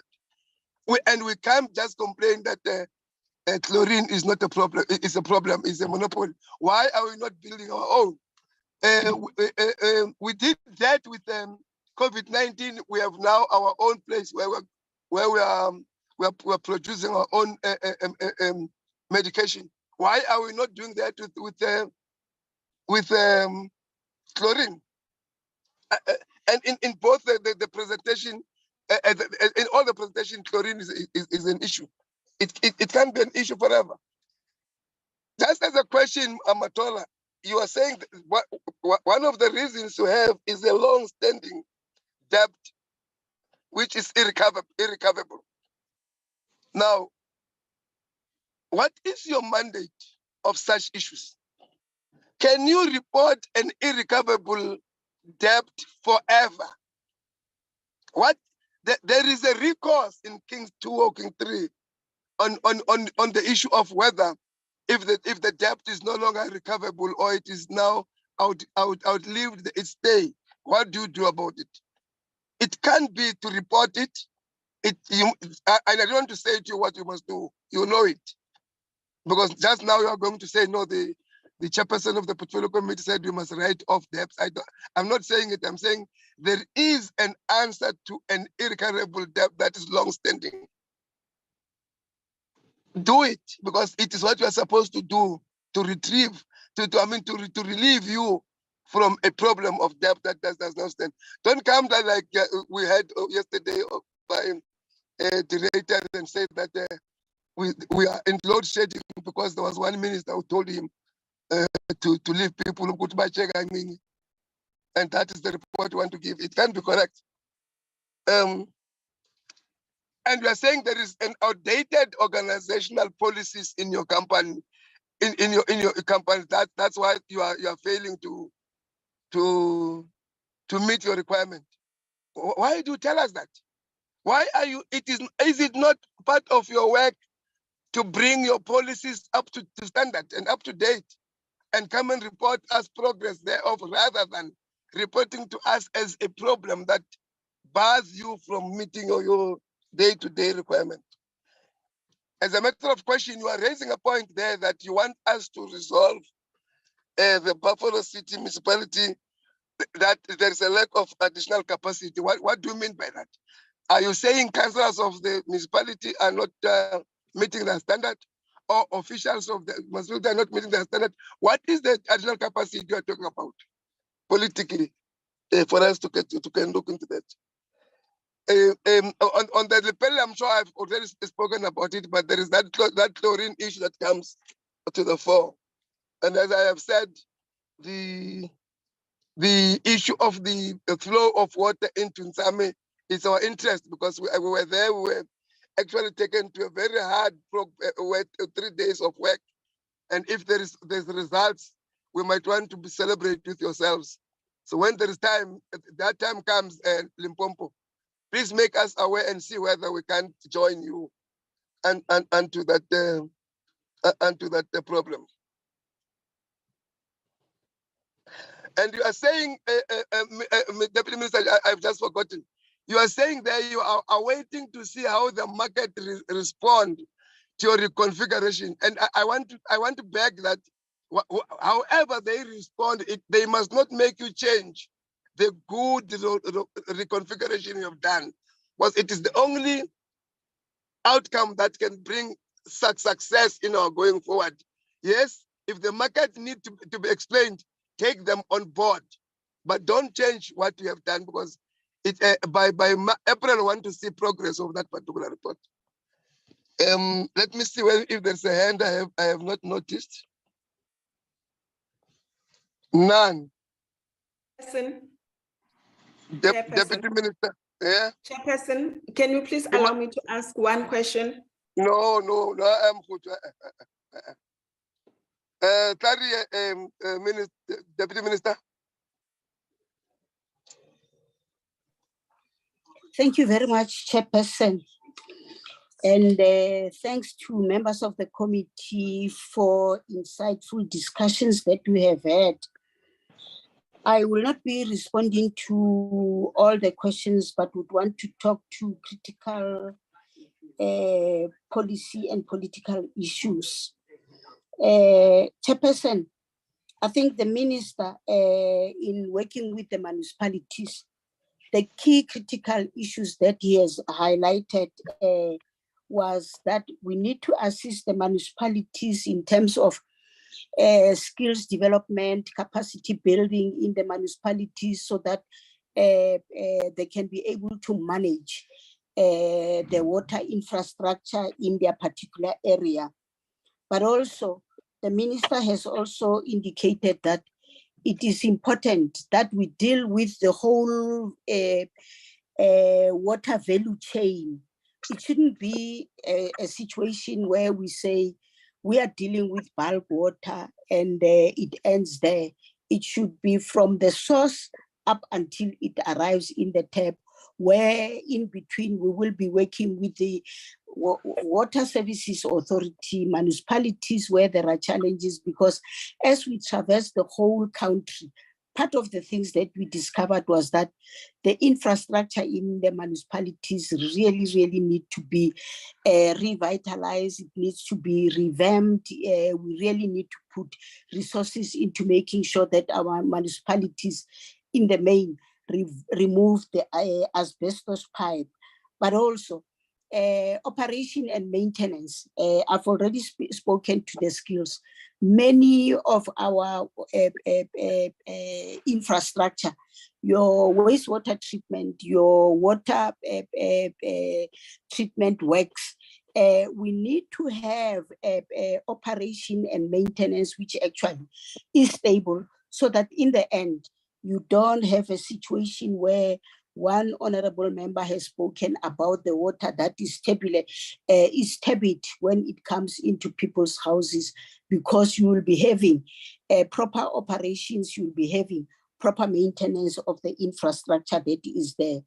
And I think the minister has been very clear as we are talking about reconfiguration of the water boards, to say that it is important that we have water boards that can be able to work with the municipalities, and these water boards should be able to capacitate municipalities where they have, these municipalities are found wanting, and those to us will be one of the key issues that we work towards achieving, because if we don't do that, come 5 years down the line, we will still be talking about the challenges that we are experiencing now. But I need to hasten and say that, Chairperson, there are so many challenges that the municipalities are experiencing. When we talk about water loss, we talk about in the electricity, they call them izinyoka. I don't know in the water sector, how are we going to call them? Because there are people who are still water, and therefore it becomes part of the water loss, and it becomes part of the revenue loss in these instances, because if people cannot be able to pay for the services that they are receiving and are doing in different ways, how to can be able to access those, it impacts negatively onto the water boards. It impacts negatively on the revenue of the water services and the municipality. And these are some of the things that we need to really look into as a portfolio committee, but also as a department. And but we're looking, you have already spoken to the issues of chlorine. I don't need to talk much to that, but we are working very hard with all the stakeholders. Chairperson, I need to indicate that our apology, despite the fact that we were not the persons who invited the SDG 6 summit, it was in an SDG summit which was invited by the UN chapter of in South Africa. when we received the invitation, we should have just requested them to also extend an invitation to the portfolio committee and other related stakeholders, which will be able to really put more flesh into the resolutions that have been made in that. But Chairperson, let me promise that once the resolutions have reached the Department of Water and Sanitation, the presentations which were made, we definitely will be able to share with the portfolio committee as to what was transpiring as we're dealing with the SDG 6. But I think we need to be congratulated as the Republic of South Africa, and in particular, as we're dealing with SDG 6, because we're doing very well, extremely very well. Because Stats SA made a presentation to show all the things that we're doing, except the 3 targets that I have spoken to. But it's a sure thing that we're going to correct those 3 targets that we are not meeting out of the 11 targets that we are having. When we come and report next time, we definitely will be able to indicate as to how far have we progressed with the targets which actually are still lagging behind. Definitely, the chairperson of the board of Lepelle is here. He will be able to write an invitation that will come from the minister's office, inviting the portfolio committee when the canal gets launched between Shikukwana and Sami Dam, so that you are also not left behind. Chairperson, let me give to the DG most of the issues that have been spoken to.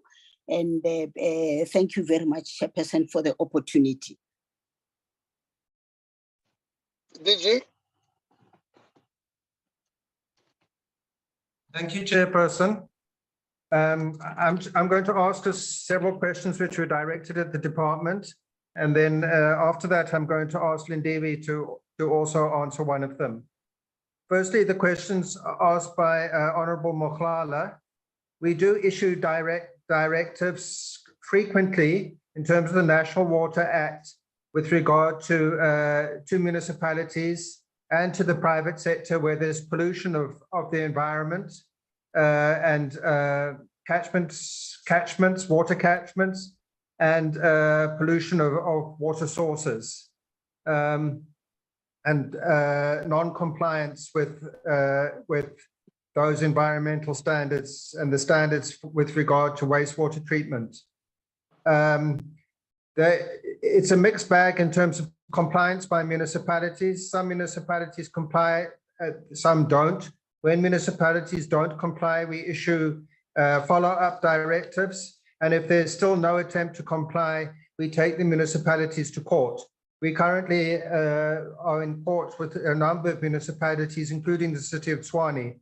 City of Tshwane with regard to the non-compliance of the wastewater treatment works in the Hammanskraal area, which are polluting the water resources for communities in that area. It's the appointment by the Minister of the Water Boards as implementing agents is something quite different. It hasn't really got anything to do with those directives that are issued. The Minister appoints the water boards as implementing agents for projects and to develop water schemes. So the water boards can't play a role in the implementation of the directives that we issue to municipalities with regard to non-compliance. There was a question also about what the department has put in place to capacitate municipalities. There's a number of things that we do to support municipalities. For example, we help all the water services authorities to develop 5-year reliability plans and water services improvement plans. There's a legislative requirement in terms of the Water Services Act for municipalities to develop water services improvement plans. We help them with that planning and help them with the prioritization of water services projects which are required. We also assist municipalities with funding to address backlogs of infrastructure through the Water Services Infrastructure Grant and Regional Bulk Infrastructure Grant. And our regional offices spend a lot of time and effort working with municipalities to prioritize projects for funding from those grants and to help them and advise them with regard to the management of the expenditure. We also help the municipalities through our green and blue drop assessments. Those assessments indicate to the municipalities, all of them, exactly what is wrong with their water and sanitation infrastructure, what are the causes of what's wrong with it, and what they need to do to address those causes. So a municipality which wants to improve can take the green drop and blue drop report, and that report gives them guidance as to exactly what they need to do to improve. And then above that as well, our regional offices are constantly working with all the municipalities in their region and advising them on a wide range of issues. As the Deputy Minister has indicated, our Minister is also frequently meeting with municipalities around the country, particularly those municipalities which are not performing well in terms of water and sanitation services, and agreeing with the mayors to put in place action plans to address the weaknesses. And then after that, DWS, both at head office and our regional office, then work with the officials in the municipality to monitor and support them in the implementation of those action plans. We can't capacitate municipalities in the sense of putting people there because we don't have a budget to do that from National Treasury. We're not able to hire people and place them in municipalities. And the reason for that is because water services are supposed to be financially self-sustaining. Municipalities are supposed to raise revenue from the sale of water and use that revenue to hire the staff they require to maintain and operate. And National Treasury, understandably, has not ever agreed to give us money for the ongoing operation and maintenance of water infrastructure. They also don't give us money to give to the water boards. The water boards are also supposed to be self-sustaining, and we don't give money to the water boards for ongoing operation and maintenance. They have to fund that from the sale of water. And that's why it's so important for us to make the sector work in terms of billing and revenue collection. And in that regard, DWS is currently working with all the water boards. We recently had a workshop with all the water boards and National Treasury in Cogta and Salga to develop common proposals for how we can strengthen billing and revenue collection in the whole sector. The Minister is in the process of writing to all the mayors to indicate what we're planning to do to strengthen billing and revenue collection, which will include standardizing the operating processes for billing and revenue collection and credit control across all the water boards and DWS, but also collaborating with Treasury, for example, where municipalities don't pay the water boards for Treasury to withhold the equitable share to those municipalities who don't pay. There was also a question about water losses in the water boards. I just wanted to clarify, while we do encourage the water boards to reduce their water losses and encourage them to set targets for their water losses, actually the water boards overall are doing well compared to municipality in terms of water losses. According to the information I have, the water board with the highest level of losses is Amatola Water at 18%. But 18% water losses is not bad internationally. Internationally, you're seen as doing well if your water losses are around 15%. And most of all the water boards except Amatola are below 15% in terms of water losses. So while we're encouraging them to further reduce water losses, the water loss problem is not essentially a water board problem. The water loss problem in the country is a municipality problem. Many municipalities have much higher levels of water losses in their 40% and 50% even. And that's where our focus is in terms of reducing water losses. Then Dewi, could you come in? Oh, sorry, just a comment about the chlorine issue. Chairperson, I'm having listened to the discussion here and being aware that there's currently, again, a global shortage of chlorine. I will write to my counterpart, the DG of DTI, and see if we can collaborate and the DTI can do anything to try and facilitate that the chlorine industry in South Africa is developed. There was also a point made about what water boards should be doing with regard to wastewater treatment works and the pollution of wastewater treatment works, which also harms water supply. We can't really expect the water boards to do anything about that because water boards are only responsible for providing water. They're not responsible for wastewater treatment. Wastewater treatment is only a municipal function. So it's our job as the department to regulate the municipalities with regard to wastewater treatment. And that's why we issue the directives that I talked about earlier and do the green drop report as well. Lindiwe, can you come in on Amatola Water, please? Yeah, thank you so much, Chair and honorable members, for your question and the support that you are giving us on the reconfiguration or positive comments. The question that was raised by Honorable Member Mhlala about establishing Amatola, member, our assessment is that water services in the Eastern Cape are not capable of providing bulk water, and Amatola is supporting those water services authorities in the Eastern Cape, and we are far advanced in terms of consultation, and we got a positive note from the province in getting Amatola to cover the Eastern Cape. And as a department, we are addressing the capacity of Amatola, and we are assisting Amatola by providing technical support capacity, and we are in the process of establishing the new board, as I've reported in one of the slides, in terms of the progress of reconfiguration, and we are fully supporting the board and the current board so that they can be able to deliver, and our provincial offices also plays a very key role. And just to add on the matters that are related to the directives in terms of the Eastern Cape, and also it happens in all the other provinces, Chair and members, the monitoring of the directives are done through the provincial offices who are monitoring on a quarterly basis. So that is how we monitor the directives issued by the minister. And the last point raised by Member Mhlala was on slide 42 about the delays. May I submit that Amatola should respond to the delay because we're picking that from their report. And then the next question is from Mama Sihlwa, member Sihlwa, yes. What was the problem with the board of Amatola? Honorable members, we went through a process to address the challenges that were that Amatola had as a board then. So one of them was the infighting among the board members, which destabilized the organization, misconduct by members in contravention of Water Services Act. I think it's Act number 38, if my memory serves me well.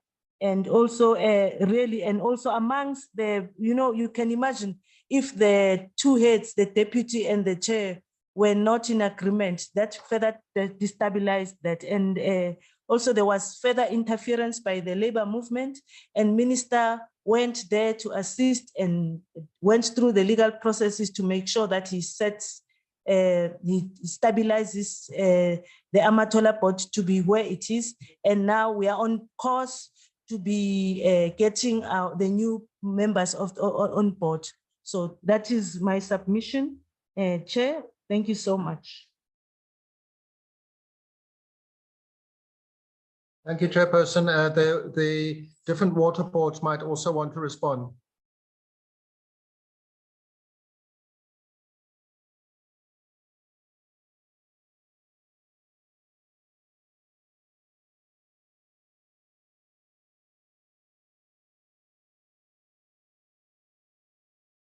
Chairperson?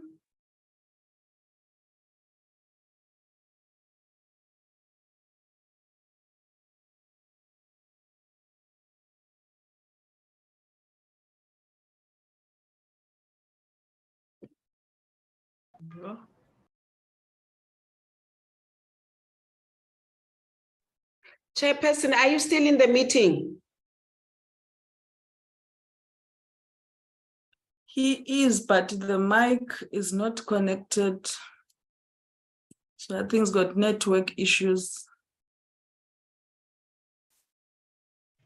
Can you phone him? Yes, I am. Okay.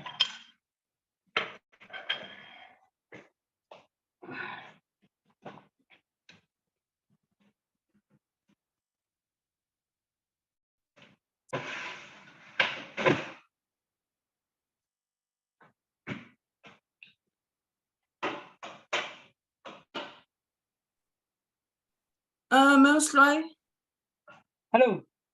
with the other members, I think the DG and the boards can continue because I can't get hold of chairperson now.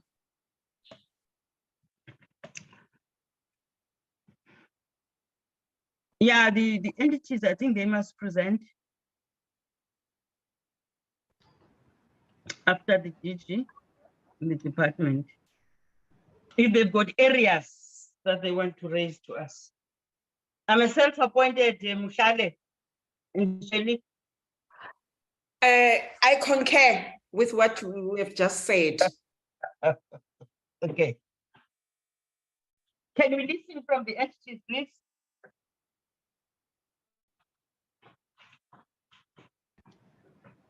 They've nothing to say. DG? Thank you, Chair. Chair, this is Pelele Galata of Amatola Water, Chair.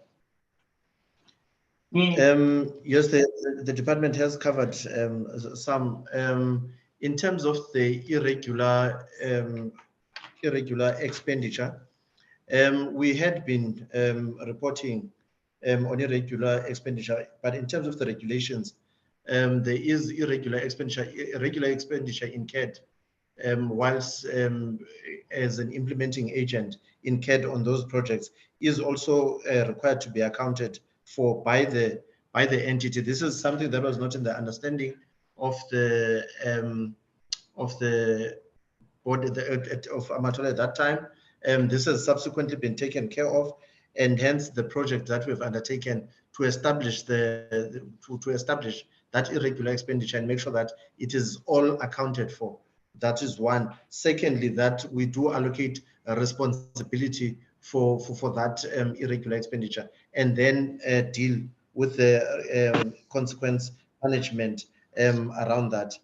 The issue of e-water losses, there has been poor performance around that, as hence noted by DG at 18%. The target has been to reduce that by at least 4% in the current year to come to below 15% as indicated by DG. In the first quarter of 2022-23, we have met the target of 40 or 14%. We do have projects that are underway to fix that. I must indicate, Chair, that we have got more than 800 kilometers of distribution pipeline, which is aging, and we are taking care of that. There are a number of projects, but this is not an ideal situation. We're transporting water more than we ought to, given that its distribution then falls under the Water Services Authorities. But that is the unique situation that we are faced with, and in terms of that, we've got plans in place to manage that distribution. The issue of e-governance has been spoken to, and in terms of the number of issues that are then raised directly with the portfolio committee, the chairperson has indicated that how we have been dealing with that is that there has been a lack previously of stakeholder engagement. The board is making sure that there is adequate stakeholder engagement and issues are resolved with those stakeholders.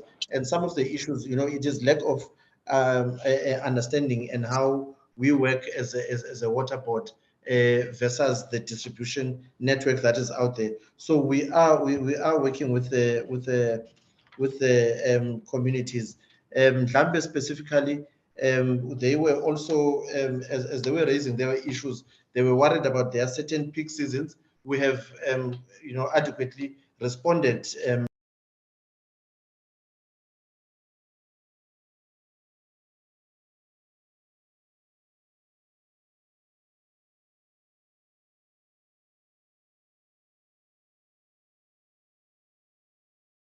Lepelle, you're muted. and the operating costs of that are really quite high. But we are continuing to make sure that we meet the demand in that area. In terms of Alexandria, there was a pipeline that was that was done as part of on an implementing agency basis to Ndlambe municipality. The issue there was that there was water from source, but there are boreholes that were then done within that area, and then utilizing the pipeline that was already laid to transport that water to address the issues of Alexandria, which is at a distribution level under the management of Ndlambe municipality. The areas which we had challenges with from distribution from our plant, we then have contingency plans that are in place. And also as we go to the various peak seasons, we do have a discussion with the municipality so that we plan jointly in terms of how we are going to address those. And we do with the current approach to stakeholder engagement, looking at resolving those issues at a level of the organization and the affected municipalities without them being escalated to either the department, minister, or the portfolio committee. And then we have had in the past where we have service providers that do not have the required capacity, but on paper as they go through the committees appear to be able.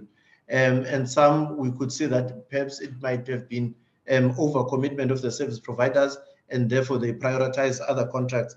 And one that also adversely affected us is one that went into liquidation, which was implementing in the Makana area, the James Kleinans treatment works. We have since appointed a competent service provider, and the work has started there, and it is currently in line with the schedule that they had submitted and that we accept.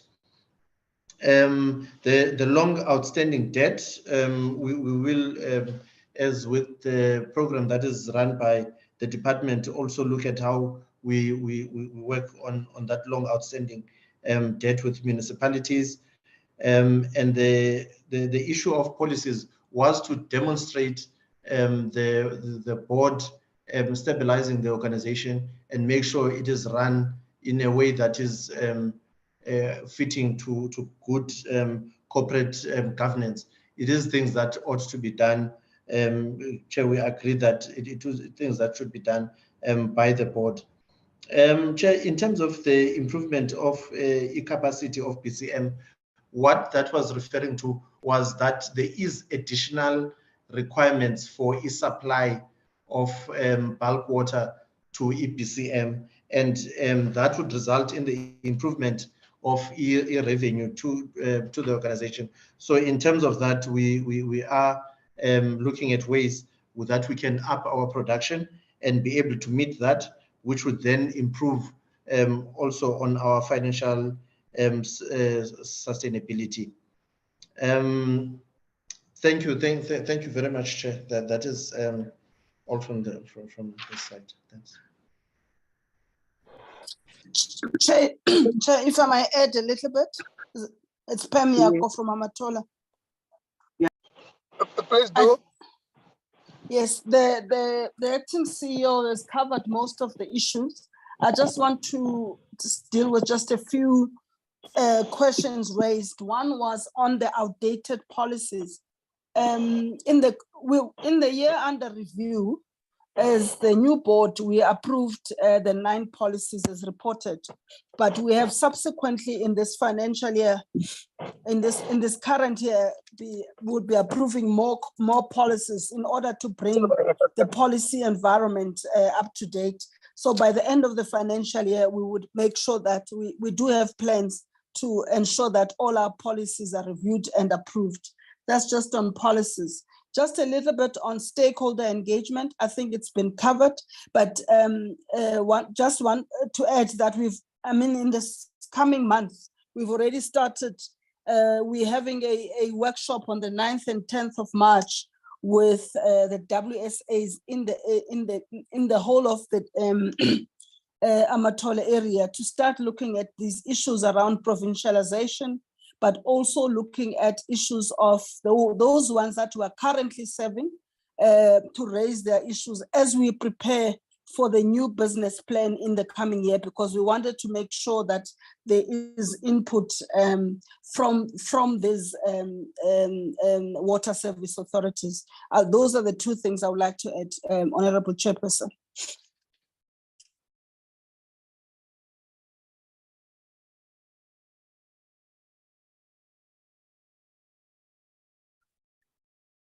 Honorable Chair, if you allow, I'll add on the questions that were specific to Magalies Chair, offense from Magalies Water. One question, Chair, was in relation to the production loss and the measures that we are going to be taking and the time frame. Chair, if I can add on what the DG has already mentioned on this item, is that Magalies had a very stringent target in terms of production loss. Our target was less than or equals to 5% in terms of production loss. And in terms of the actual achievement, it was 5.5%, meaning there was a variance of 0.5% non-achievement, Chair. And as highlighted, it was mainly attributed to the quality of raw water that we are receiving. Chair, what we are doing right now, we are implementing a project which will optimize how the supernatant is being recycled. The achievement was mainly, or non-achievement was mainly attributed to our biggest plant, which is Falcop, and mainly due to the raw water that we get in there. Falcop has 4 treatment plants that are currently operating separately. And one of the plant, which we call it plant 1, is the one that we are currently treating the recycled supernatant. So what we are doing now with the project that we are implementing, we are combining the inlet works to be single inlet works for all the plants. And what we'll be doing is that we are going to be recycling the supernatant to the inlet works so that it can be equally distributed throughout all our 4 plants. And this will give a dilution and also will optimize to make sure that there is no or a reduction in terms of the supernatants that we don't normally recycle when the filtration system will be overloaded on plant 1. So that's what we are doing, and we envisage that the project will be completed in the next financial year. And Chair, I think the next question that was raised was mainly in terms of the water quality, especially in Mokwase. And the question was specific to say that when are we going to stop providing brown water to Mokwase? Chair, I would like to report that Magalies implements a very stringent and watertight water quality monitoring program, which comprises of monitoring every node of our distribution system from production all the way to the bulk water reservoirs and all the way to the point of sale to the different water service authorities. Chair, Mokwase receives water from Falco plant, and the same plant supplies water to establishments such as Sun City, establishments such as Rustenburg, and also the different mining houses.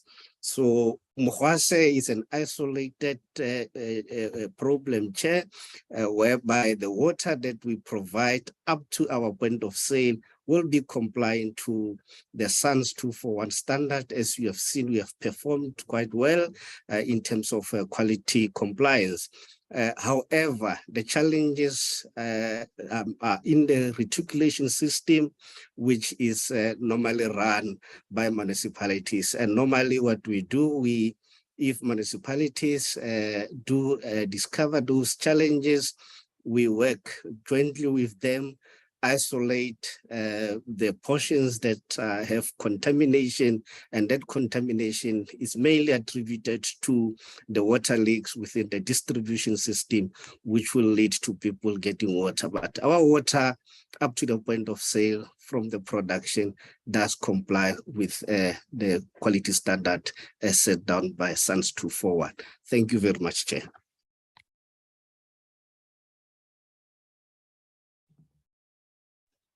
Chair, just a response from Lepelle Northern Water. The Deputy Minister and the DG have answered in terms of the water losses. So we have put all the measures in place. But our water losses was in the vicinity of about, for the last financial year, was about 6%.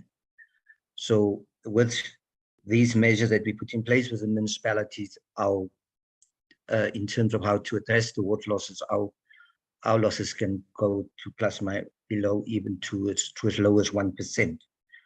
So that is the one.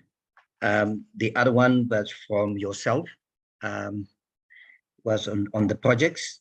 We have implemented measures now with regard to the projects in terms of the project delays. We've strengthened our engineering department, and also correctly, as you've indicated, in terms of how service providers, the criteria, how they should be appointed. We have now asked for a panel of experts in terms of contractors that we can then see, and also from service providers like engineers. So that is what we have done in terms of the past practices, where everybody can just simply apply to do a project and then they can't do it. And then also it's the same with as part of all the projects that the social facilitators, what I've indicated. And then just lastly, the aspect of consequence management, it has been applied within our supply chain management, and there has been a number of disciplinary actions that have taken place, and where is in the cases also where there were dismissals. So that is what I just want to indicate, and thanks for the initiative that what the chair was indicating surrounding, and the DG was indicating surrounding the issues of the chlorine gas. That is really an important aspect. That's all that I want to add from the Lepelle Northern Water. Thank you, ma'am.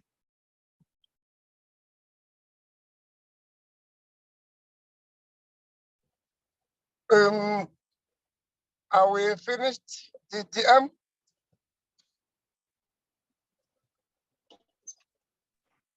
Chairperson, I think most of the questions that have been put forward to the department have been responded to. If there is any question that has not been responded to, members can be able to indicate, then we can be able to, in writing, respond to the portfolio committee. Thanks, Chairperson. Can I just allow Member Mkhutu to make that one follow-up she wanted to make, and we'll be finished. Mkhutu. Thank you, Chairperson. My question is directed to Lepelle Northern Water Board. Lepelle Northern Water Board has many litigations against them, but disputing. Why was Lepelle Northern Water negligent in its initial supply chain management controls? And for how long will court cases go on for? What is your appropriated amount for litigations? Thank you. But when I would one question, so you ask 70 of them. It's one. Thank you. It's not one, not one. But it's okay.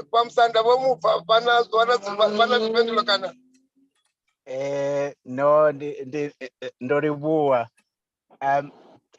this question is loaded, but I know that the CFO can give a very an overview. But I suggest, Chairperson, that we can respond on this question in writing if needs be. But I think let's allow Lepelle to respond fully, because it is very loaded, this question. If we could please do a submission. Okay. Thank So you. it is allowed. It is allowed. Thank you very much. Ma'am Khutu, I'm sure you will get that. If you are not satisfied with that, you can make a follow-up then. Thank you very much. I'm sure we have come to the end of the meeting. We had a very successful meeting. Thank you very much. The meeting stand adjourned. Thank you, Thank you, Chair. Bye-bye. Okay, Thank you, Chair. Bye. Thank you all. Don't leave the chair. No. Recording stopped. The recording has stopped.